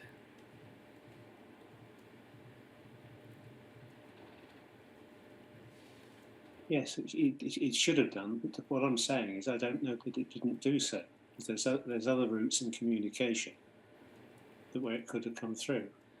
So could you put up the circulation list of the development audit itself again, just so I can look at that, and then that might help me try and remember. Yes, of course, it's on the first page. But Mr. Coombs, my question isn't really whether it was as a matter of fact. That's something we can explore in other avenues, but whether you consider it should have been. I think your answer is that you do consider that the findings and recommendations ought to have been brought to their attention. I would consider that the content of the development audit, not necessarily the development audit itself, should have been communicated and taken to the customer, and specifically anywhere that mentioned specific products or processes or things which they had an interest in. So they should specifically have been brought. Yes. But before we leave, I think you can see there the distribution list. Yes. If that assists you at all.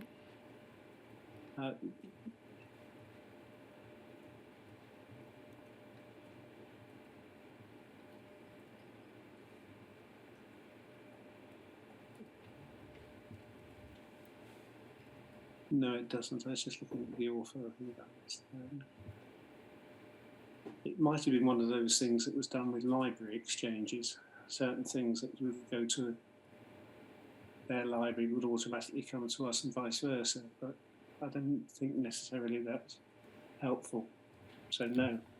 But yes, it should. The contents specifically to do with anything that can affect major problems should have been brought forward. but all the individual problems, I'm sure, were logged via the known problem register and via the Pinnacle list. So I think the information would flow. It's whether it flows in a way that is useful. Thank you, Mr. Coombs. I propose we take another short break now for about 10 minutes before we return to deal with the final parts of your evidence. So is that a convenient time to break? Yeah. What's the time now? It's midday. Right. So 12:10. Yeah. Thank you.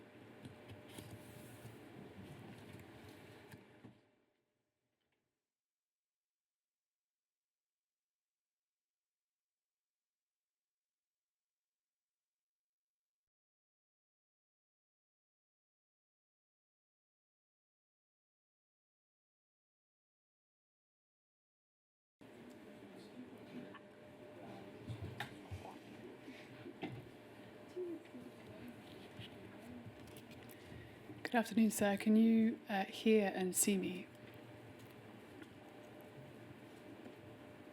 Yes, I can. Sorry. Mr. Coombs, can you hear and see me? Yes, I can. Thank you. Before the break, Mr. Coombs, we were discussing what, if anything, you recalled about the findings and recommendations recorded in the audit report being brought to the attention of post office counters. In your statement, you say that whilst you do not recall whether or not post office counters were was informed about issues with EPOS, you would have expected them to have been aware.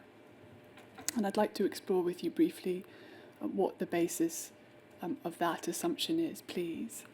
When you refer to issues with EPOS, are you referring specifically to the recommendation that it be redesigned and rewritten in light of the poor quality of the code? Or are you referring more generally to knowledge of the existence of pinnacles and bugs in the system? Well, they on awareness as pinnacles and bugs and KPRs in the system, that was visible to them. So that was, they were in part of the loop for actually dealing with that in terms of impacts. I know that happened. The other thing you were asking was, where was my head in terms of new versus old EPOS? Was that what I was thinking of? Certainly that was in Pinnacle's domain, and I've seen somewhere during this process a document that says that, but I cannot remember the detail. So there was a link. Of the information to do with maintain or redevelop, and that was known to Pinnacles, was in a document with Pinnacles people in it, but it's somewhere. I've seen it somewhere, which means it's somewhere in the folders around me, but I wouldn't know where to pick it out. So I think there was a knowledge, but whether it was the right sort of knowledge, I'm saying the key issue for me is, did it include requirements thing as well? Because with that level of change you're talking about, you need to reset the requirements baseline to make sure you don't take the product off or swerve away from its intended position. And that would have been under John Dix's directorship, and I have no idea whether that dialogue was had, because I wouldn't have necessarily been privy to it. The document to which you refer in your statement is the report on the EPOS Pinnacle Task Force, which we've looked at already. That's FUJ 000080690.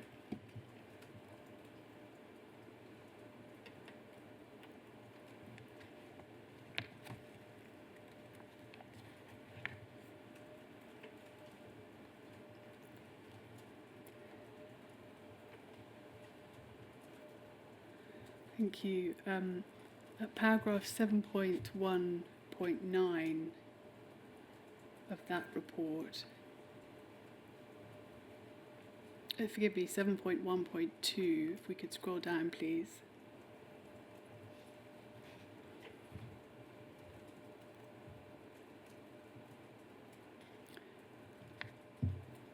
can see that's on page 16.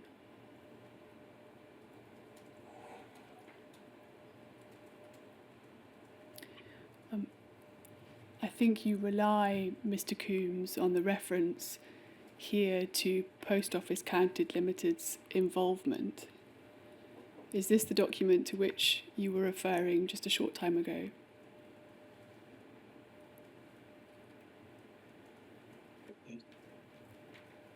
Who's on the circulation list of this one? Because I think If we go back to the top, please. sorry about this. But No, not at all. This is an internal ICL pathway document. yes. We can see that from its title. Forgive me, to the first page where the distribution is recorded, please. I'm looking for. Yeah. So the names we have there are Terry Austin, Martin Bennett, David McDonnell, and the library. Yes, Terry's on it. Sorry, Mr. Austin is on it as the systems development directorate, and he worked through EPOS a lot more than I did. He would know who was told at the working level when reviewing what position was, so that would come up very much at that view. This is a one-off thing, which I don't know who asked for the task force there, but I'll probably say it was Martin Bennett and Terry to try and understand, well, as you can see from the rest of the document. So I would not necessarily expect to have seen this document. I know I have, but no, Mr. The last one, it's very difficult actually, because I was by then. That's 14th of May 2001, wasn't it? By which time I was in a hospital bed. So anything that was immediately before this or comes after it, I would not have seen. But I'm sure communication must have continued and must have occurred, and I would have expected Terry to pick that up. Mr. Coombs, what I'm trying to explore with you, and I apologise, I've not posed the question very clearly, but you've made an assertion in your statement that you would have expected post office counters to have been made aware of the issues with EPOS. That's correct, isn't it? That is correct. I understand by issues with EPOS that you mean both the occurrence of bugs, errors and defects, but also the specific recommendation that was made to redesign and rewrite the application. Is that right? Yes, and I would expect there to be discussion. It's just not a discussion I was involved in.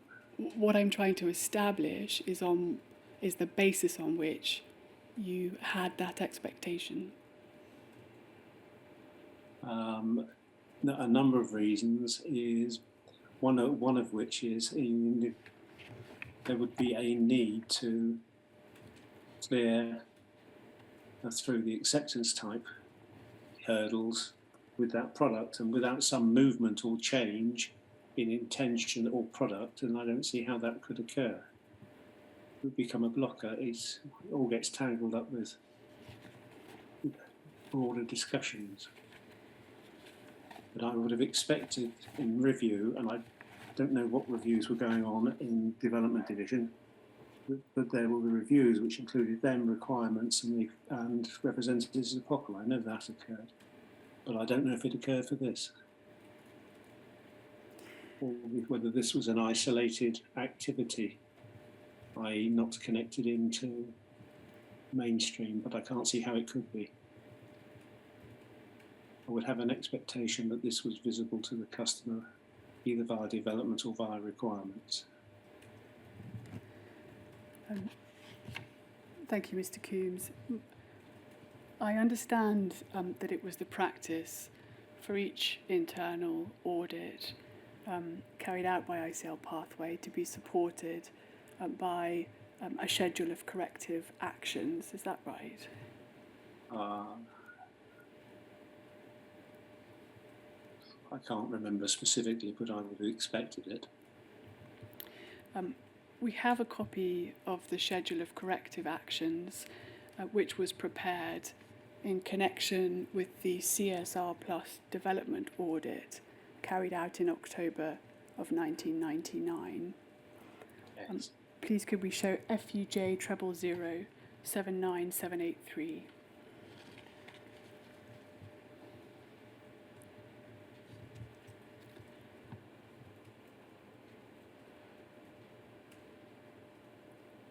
Mr. Coombs, I hope you can see the title of the document, Schedule of Corrective Actions. Yes, I can see that. The version is 0.1 in the top right-hand corner, and the document's dated the 22nd of November of 99. Yeah. A little further down the page, as we've established, we can see you named on the distribution list. Yes. And at the top of the second page, please,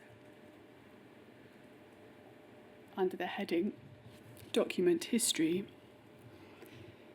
we can see a reference to version 0.1, dated 22nd of November 99, and it reads, initial draft of the schedule following preliminary analysis with MJBC, and the date 17th of November in brackets.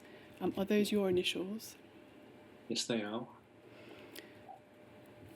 So this would suggest that you had some discussion of the schedule of corrective actions with its author on the 17th of November. Would that be fair? Yes, that would be very fair.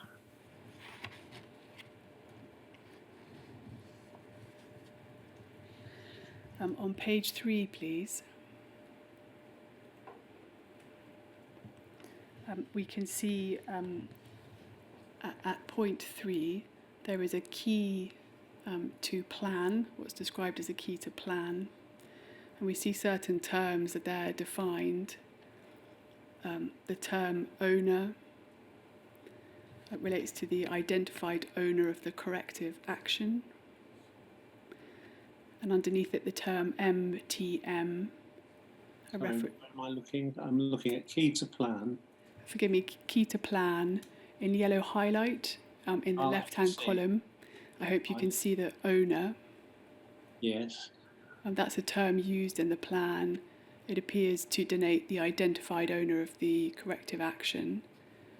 I understand that to be the individual who's to take primary responsibility for progressing and resolving it if it's an issue, yes. Precisely. And underneath owner MTM, which is defined as the management team member to whom the corrective action owner would report. So, bearing those in mind, if we could please proceed to page 4. The corrective actions are recorded here in a table, and in the top row we see the report observational recommendation in the third column at the top. Can you see that in bold? Yes, I can. The next column along identifies the owner of the corrective action, and the fourth column the management team member to whom the owner of the corrective action is to report. Yes. You follow that. Thank you. And if we could then carry on, please, to page 8.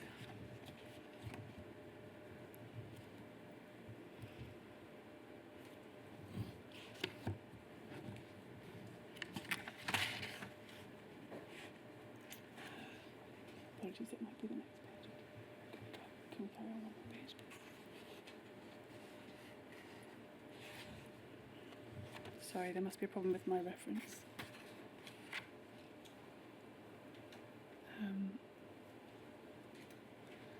Sorry, can you scroll back? Yeah.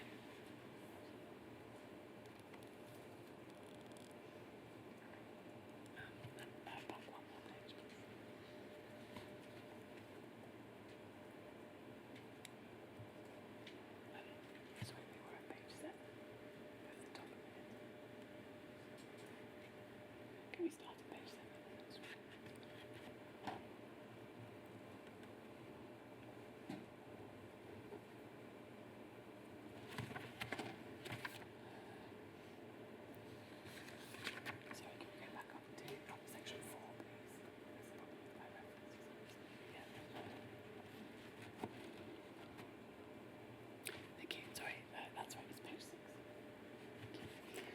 I'm sorry for keeping you waiting, Mr. Coombs.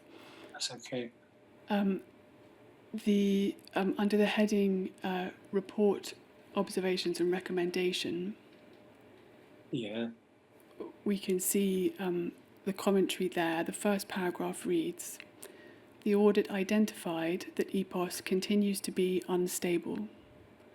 Pinnacle evidence illustrated the numbers of Pinnacles raised since the 1998 task force and the rate of their being raised. The EPOS Solutions report made specific recommendations to consider the redesign and rewrite of EPOS, in part or in whole, to address the then known shortcomings. In light of the continued evidence of poor product quality, these recommendations should be reconsidered."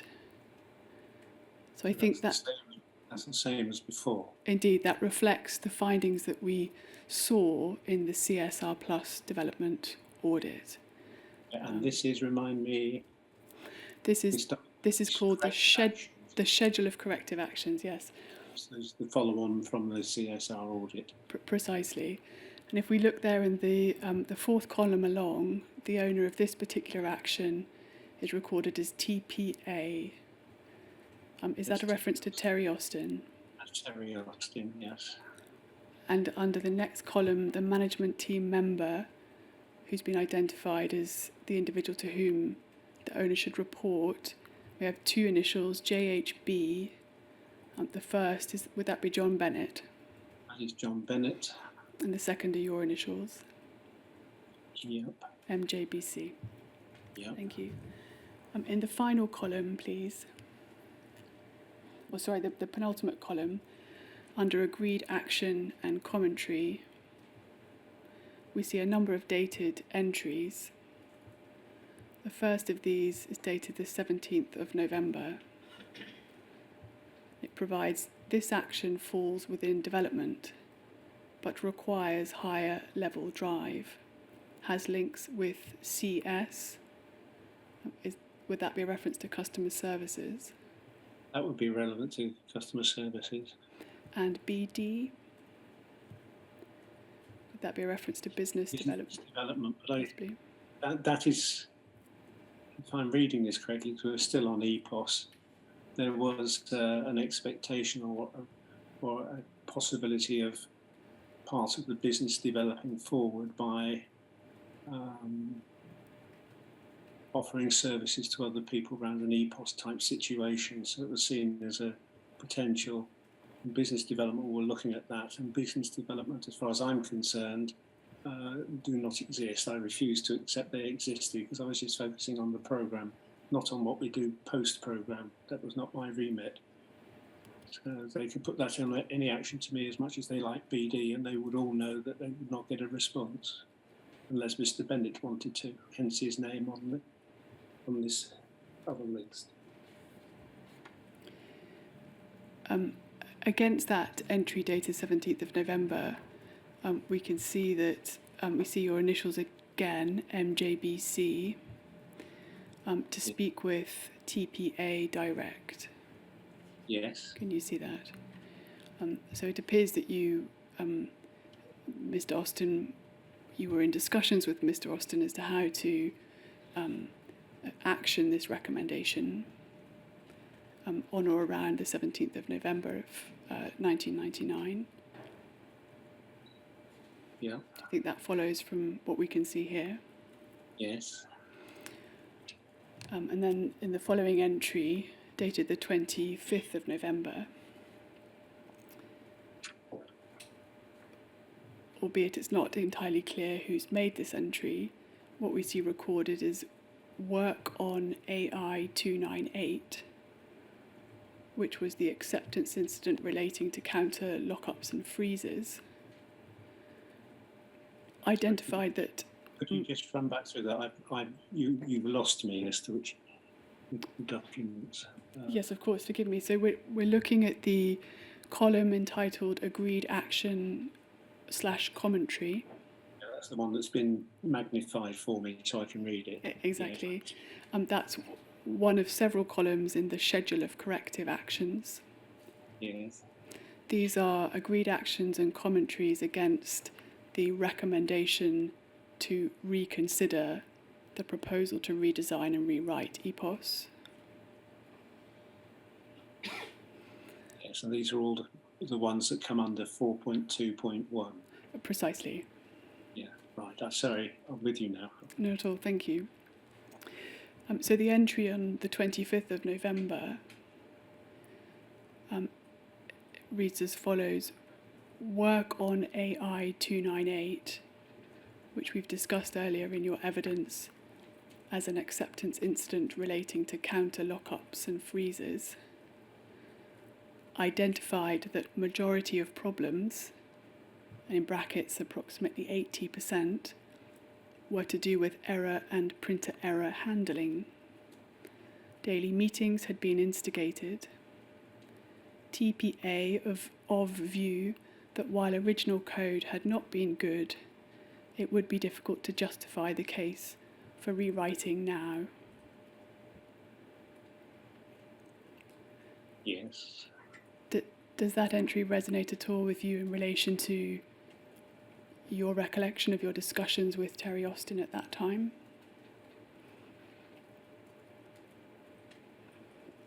No, my discussions with Terry were much more about, I'm sure, with Terry was much more about which version, was there going to be a development or was there going to be a maintenance thing rather than this. Quite difficult to link some of these back to each other, isn't it? It's quite tortuous. I think it might help, Mr. Coombs, if we go to a later version of this document. It's a version dated May of 2000, and it's at WITN 046000104.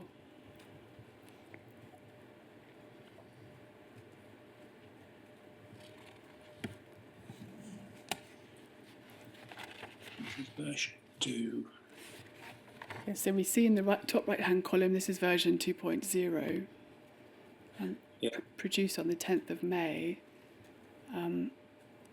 It's substantially the same as the November version, save that it includes some additional commentary and agreed actions.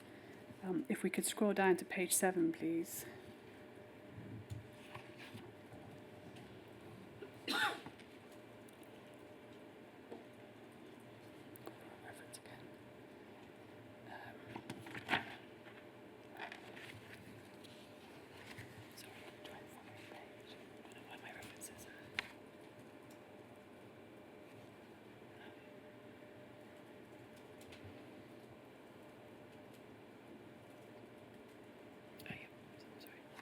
Apologies, it's at page 9 for the record. So, Mr. Coombs, you should be able to see what is essentially the same table as we've been looking at a short time ago, with the reports, observations and recommendations in the third column from the left, and the agreed action and commentary in the second column in from the right.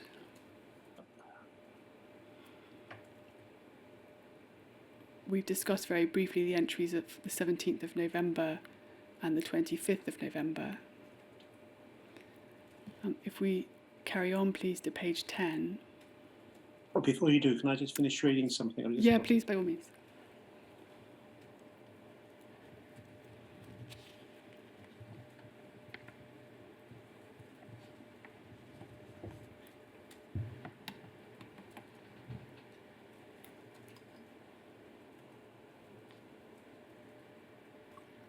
Right, yes, so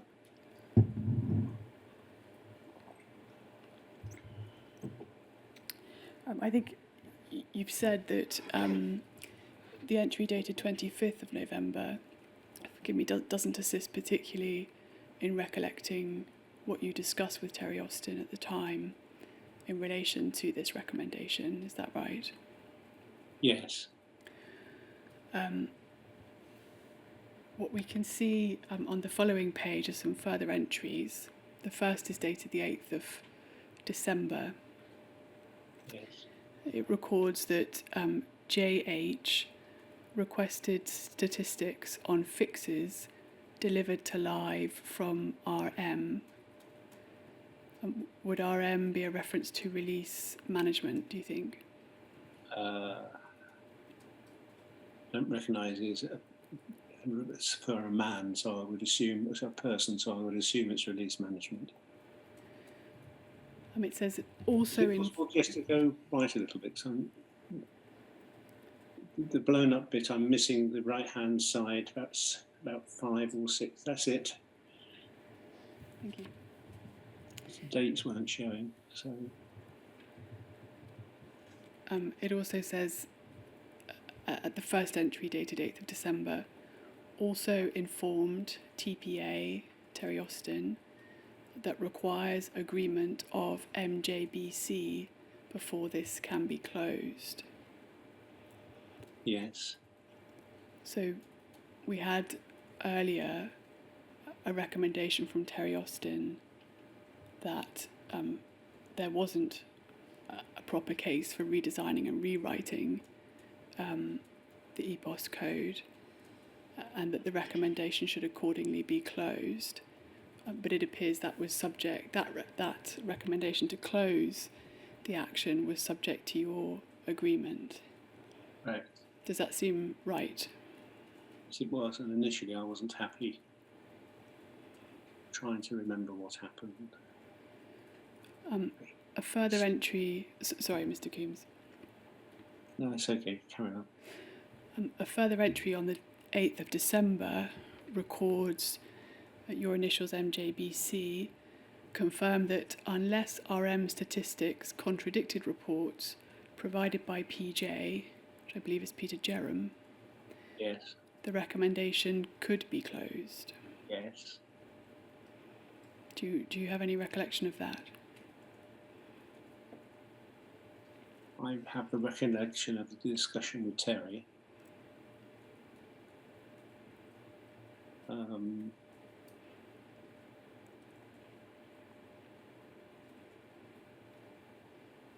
Yes, we can see there my view was that it needed closing, whatever. I'm trying to remember what we're talking about. We're talking about EPOS again, aren't we?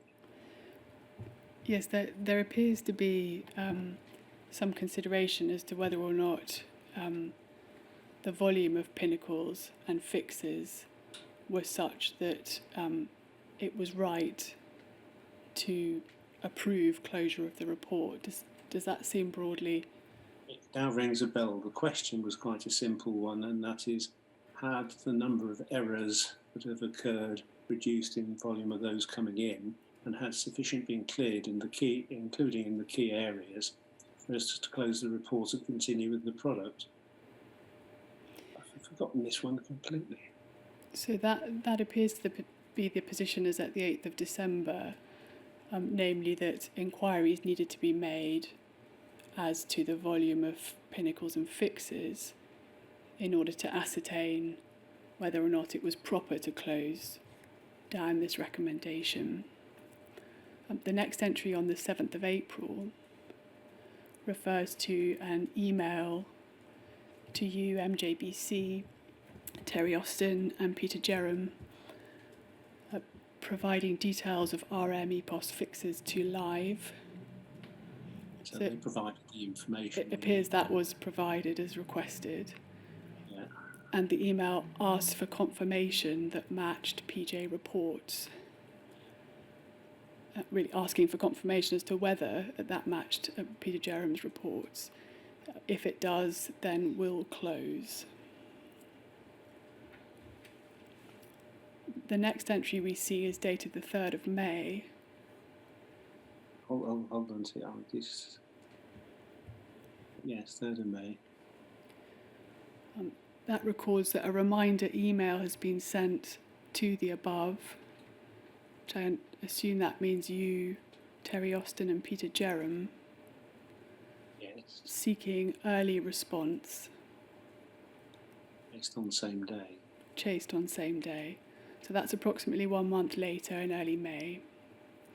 Yes. It appears that confirmation that EPOS fixes to live were matching Peter Jerram's reports hadn't been provided, at least at that stage.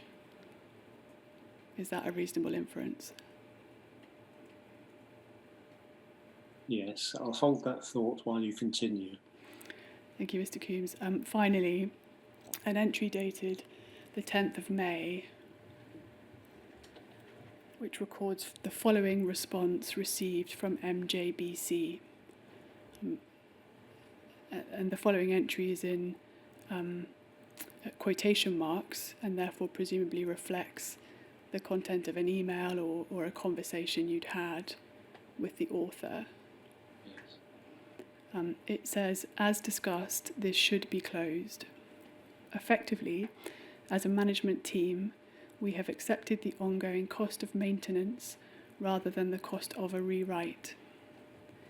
Rewrites of the product will only be considered if we need to reopen the code to introduce significant changes in functionality. We will continue to monitor the code quality based on product defects as we progress through the final passes of testing and the introduction of the modified C14 code set into live usage in the network. PJ, can we make sure this is specifically covered in our reviews of the B and TC test cycles? It's then recorded that the recommendations and agreed actions are closed. Do you see that as the final entry? So I do. This is the missing bit of information it didn't have in my head that made me uncertain about all the discussions on EPOS, because it didn't lead anywhere and it had to lead somewhere, and I've never seen where it leads to. Ooh. So just I've never remembered this level of detail without the prompting. if we just break it down a little bit, Mr. Coombs, it appears that this was a collective decision of the management team. Is that correct? I'm not certain. At this time, it may not have been, because I believe that at this time, John Bennett recently, or during this process at some time, John Bennett moved on and Mike Stairs arrived. So it might have been a partial management team agreement, because I don't know how up to speed Mike Stairs would have been at this stage. Because John Bennett's name was there, obviously, because it has commercial impact. Mine, because it had program impact. Whether or not Mr. Bennett played a part in that decision, it appears that you weren't the sole decision maker. It was something that had been discussed amongst the management team at the time. Is that discussed amongst the management team? And so there's myself, there's Terry Austin, there's Martin Bennett, as well as people like Pete Jerram, who's a senior member. So yes, it was a discussion based on the then view on numbers of Pinnacles outstanding, Pinnacles coming in, Pinnacles going out. So the decision was made, which I had forgotten all about completely. The decision was made to continue with the existing product, unless it needed to be open for any future reasons. I don't know whether that has occurred since, so I don't know. what we see there is effectively you're recorded as saying the management team have accepted the ongoing cost of maintenance rather than the cost of a rewrite. Yes. By the cost of maintenance, did you mean the ongoing cost of applying fixes to bugs, errors and defects as and when they were identified in the system? That is certainly one thing, and the other is also, if the area changed, it was there's a reference there to it would only be done by maintenance unless there was a need to open the product for significant changes. If I remember correctly, there was always a possibility that could occur as further requirements came or were clarified from Post Office. So is it right to infer, Mr. Coombs, that rather than addressing the underlying problem, namely the quality of the EPOS code, the management team decided in May 1999 to continue in the practice of applying software fixes to the product. Having looked at the figures produced by Pete Jerem to say whether that was a sustainable position, the view must have been that it was. Because decisions to rewrite products are actually large ones to make because you can introduce other faults, other problems, interface issues and the rest. So that was a management decision made by a group of management that the product was of sufficiently developed and cleaned to be usable in live systems. Forgive me, the CSR development audit report to which the schedule of corrective actions related had reported that the application of software fixes was liable itself to cause a further deterioration in the quality of the EPOS code. Did you recall that specific concern being raised? No, when you mentioned it before, and that's when I started saying that sometimes you need to understand who or what organisation they're in, making these comments to understand how possible it is to go with them. It could be a subjective view rather than anything. You've explained that you yourself were a program manager, not a technical expert. Yes. Did you not trust the opinions of those who had been entrusted with the task of producing, developing and rectifying the problems that had been... I trusted them and they carried on working and doing work on it. But the point I'm making is that there were people who had different views on whether it should be maintained or rewritten. And those different views can come through as being fact rather than just being a view. So,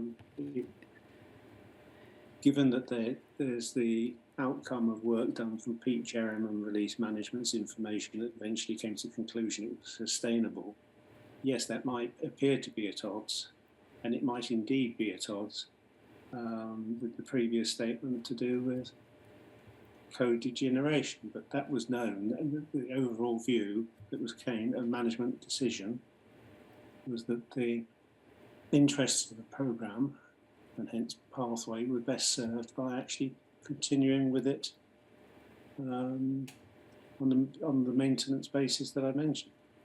So I think it's a valid thing to do, but it relies on, well, and who would I actually prefer to believe? Somebody in release management or Peter Jerem? That's difficult because I know Peter very well, but yes, he's a pragmatist that gets things done. If sorry, Mr. Coombs, I didn't mean to interrupt you. No, I'm finished. If the authors of the audit report were right that the application of software fixes, or the continued application of software fixes, was liable to lead to a degeneration in the product, in the EPOS product and its code, rather than providing a solution to the problem, did this decision not simply make the situation worse?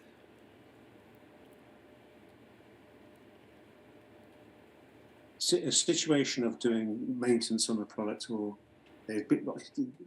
one thing to remember is this is a long ongoing saga with the product, so that the things have changed as we go through, and certainly there was a need to get down a lot of the Pinnacles situation. The only way I can answer your question about the efficacy of the decision is by understanding what's happened since. You know, it's one of those, you only know if you're right on the development when it's actually been done. But the key thing was there was a lot of a lot of people looking at it and a lot of work had gone in, and to come to a conclusion. So I can only, without any further information, like historic information since then, the 20 odd years, to see what actually happened. And I don't think I can say anything other than my memory was that it was closed and a decision was made. But whether it's right or wrong is a different question for other people. At the time when this decision was made, you were alive, were you not, to the risk that the application of software fixes would cause a degradation or could cause a degradation in the performance of the EPOS code? Were you not, by the 10th of May 1999? I was aware of that was a view, and that was at the heart of the question of which was the best way forward, was it? Which was the best way forward for the overall business in terms of costs, sustainability, and the rest. And that was the view that we came to. Some people might say it was the wrong decision. We have an exchange of emails in May 2000. Please could we turn up FUJ 00079 333.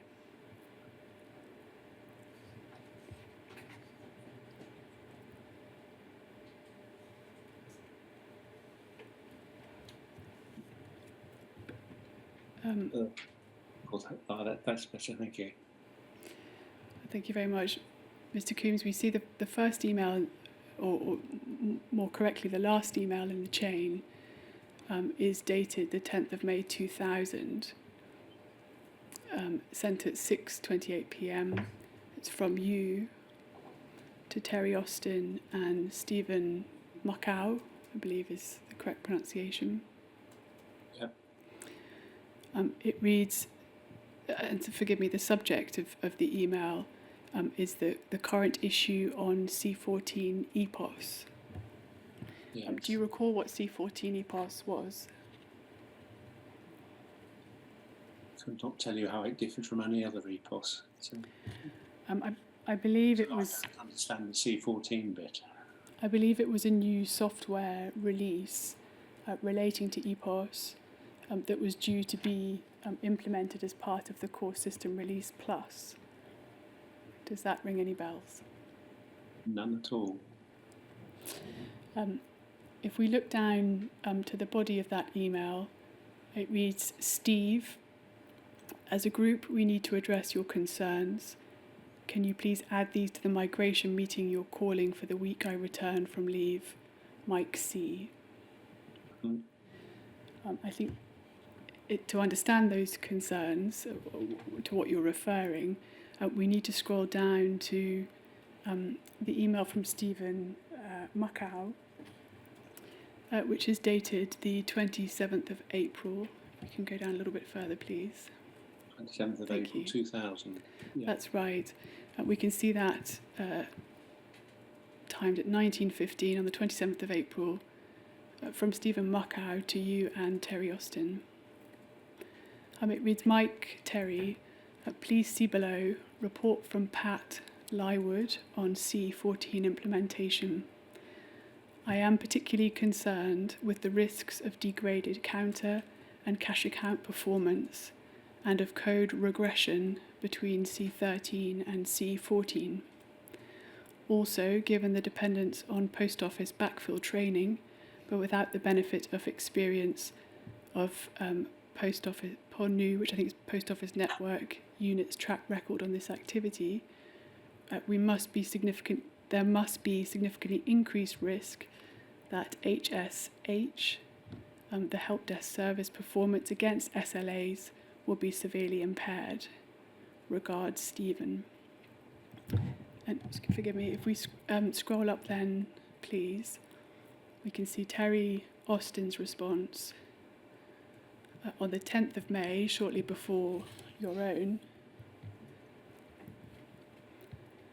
It reads, Steve, I share your concerns regarding counter performance and code regression. To that end, we are focusing on those areas of functionality where we appear to be experiencing performance degradation and attempting to establish where the problem lies. Do you follow me, Mr. Coombs? I'm conscious. Following exactly where you are on the paragraph. Thank you. I've been personally aware of these problems for several weeks and would not expect CS to authorise C14 unless these issues were resolved. I've raised the issue of extra work during week balancing with Mike, who will be discussing it with Dave Smith. Dave Smith was an employee of Post Office Counters, I think, at the time. Yes, he do you was. He recall? was my equivalent in Post Office Counters. This has been introduced by Post Office Counters Limited to support LFS. Do you know what LFS refers to, Mr. Coombs? No, I don't. I think it might be the logistics feeder service. I cannot give you a 100% guarantee that code regression will not occur at C14 because by its very nature it's not fully automated and never will be. However, our end-to-end processes are designed to reduce the possibility of this occurring to an absolute minimum, and I've recently requested a reconciliation where it is possible to do so. I also have no faith in post office backfill training, but I'm not sure how I can help mitigate the risk. Post Office have an obligation to understand the implications on the counter of all the changes they've requested and ensure that the staff are informed and trained appropriately. So the term used repeatedly in this exchange, or the terms used repeatedly in this exchange are counter performance and code regression. What did you understand by the term code regression? Well, I do not know what I would have understood at the time, but what I would understand now is that the worst sort of regression is when you find that problems reoccur that you've got rid of in a previous release. You regress in terms of functionality, performance, or something. So that's what it would be, but it doesn't tell me what it is. What this appears to show, Mr. Coombs, is that on the 10th of May of 2000, the very day on which the decision was either made or recorded to close the recommendation to rewrite and redesign EPOS, it was brought to your attention that code regression appeared to be occurring in the EPOS application. Is that a fair reading of this? That there was a risk of code regression and a concern, but that people were alive to it. Ooh. Did these concerns cause you to... Sorry, it's okay. I can see you now. I lost the document. Sorry, we can bring it back up if you like, but... We'll continue. Did these concerns cause you to reconsider the decision not to redesign or rewrite the EPOS product? Anything I say is going to be sort of with a hindsight view, 20 years on, where I'm sitting at the moment, what I looked. And I would say I would always look at reconsidering it if I felt there was a need.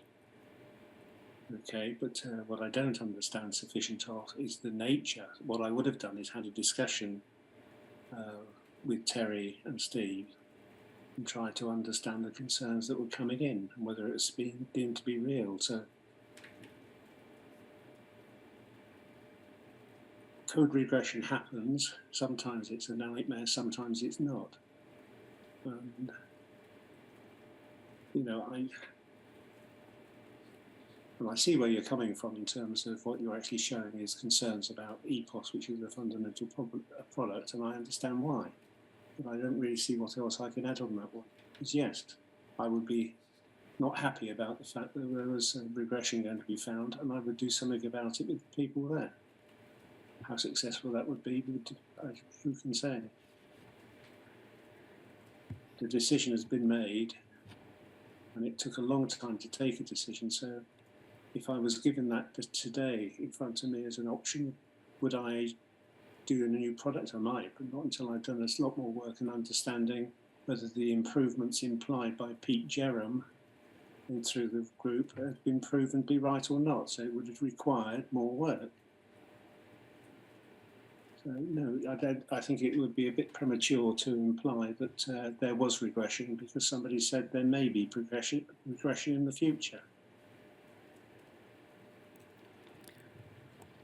Mr. Coombs, did it? Stretch. Sorry, I apologise for interrupting. No, I finished. Bearing in mind the decision making we saw recorded in the schedule of corrective actions, did it simply come down to balancing the likely cost of a full redesign and rewrite of EPOS against the ongoing cost of software fixes?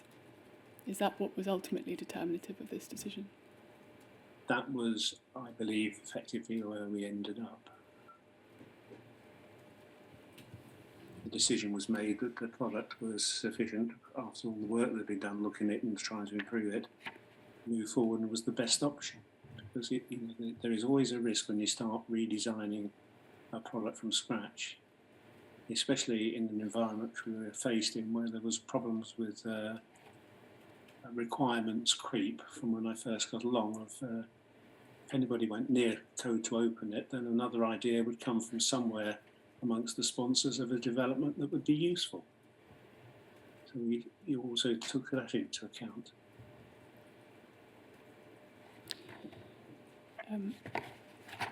Finally, Mr. Coombs, because we're almost at the lunch break, but I think I can finish very shortly. Were you aware during your time working as Programme Director that Post Office Counters Limited were intending to place reliance upon data recorded on Horizon to support the bringing of civil and criminal proceedings against sub-postmasters and office managers suspected of fraud? I didn't have the faintest idea they were considering using the information. No, I had no idea at all they were considering taking a step of prosecuting members of their own organisation. I had no knowledge of any of it at all, in that respect. Thank you, Mr. Coombs. I've no further questions for you. The Chair may have some before you're released. Mr. Coombs, that last email chain that Ms. Hodge put up for you to look at included as one of the recipients a man called Gareth Jenkins. Yes. Did you know Mr. Jenkins? Yes, I did. Can you tell me what his position in ICL was? Oh, Or Pathway, what his position was as far as you were aware? I thought he was in a development group. So he was in the development group. Nothing to do with Pathway. I'm thinking of the right Gareth Jenkins, and he was in the development group up in Manchester. So I might be thinking of the wrong Gareth Jenkins. All right. Can we just put that email chain up again? Because it's not just Gareth Jenkins, there's two letters after him.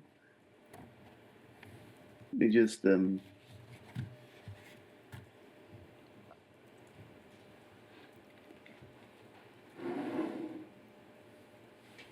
So if you scroll down slightly, so we get just above the boulder type, Steve, I share your concerns, you'll see there's a list of the people to whom that email was copied. And the last but one is Jenkins Gareth GI. That's the person I'm asking about. Do you know who that is, Mr. Coombs? No, I don't. Not with... I know a Gareth Jenkins, as I said, I thought he was up in Manchester. And this one, if it could be the same and end up here, but I don't know him, and I don't understand GI. Right. All right, then. That's fine. Thank you very much. Are there any other questions for Mr. Coombs by anyone? No, sir. then I think that completes your evidence, Mr. Coombs, and I'm very grateful for you taking the time and trouble to give evidence to the inquiry. Right. Thank you very much. So we'll break now until, shall we say 2:10? Will that give sufficient time this afternoon? Yes, thank you, sir. Fine, 2:10 then, everyone.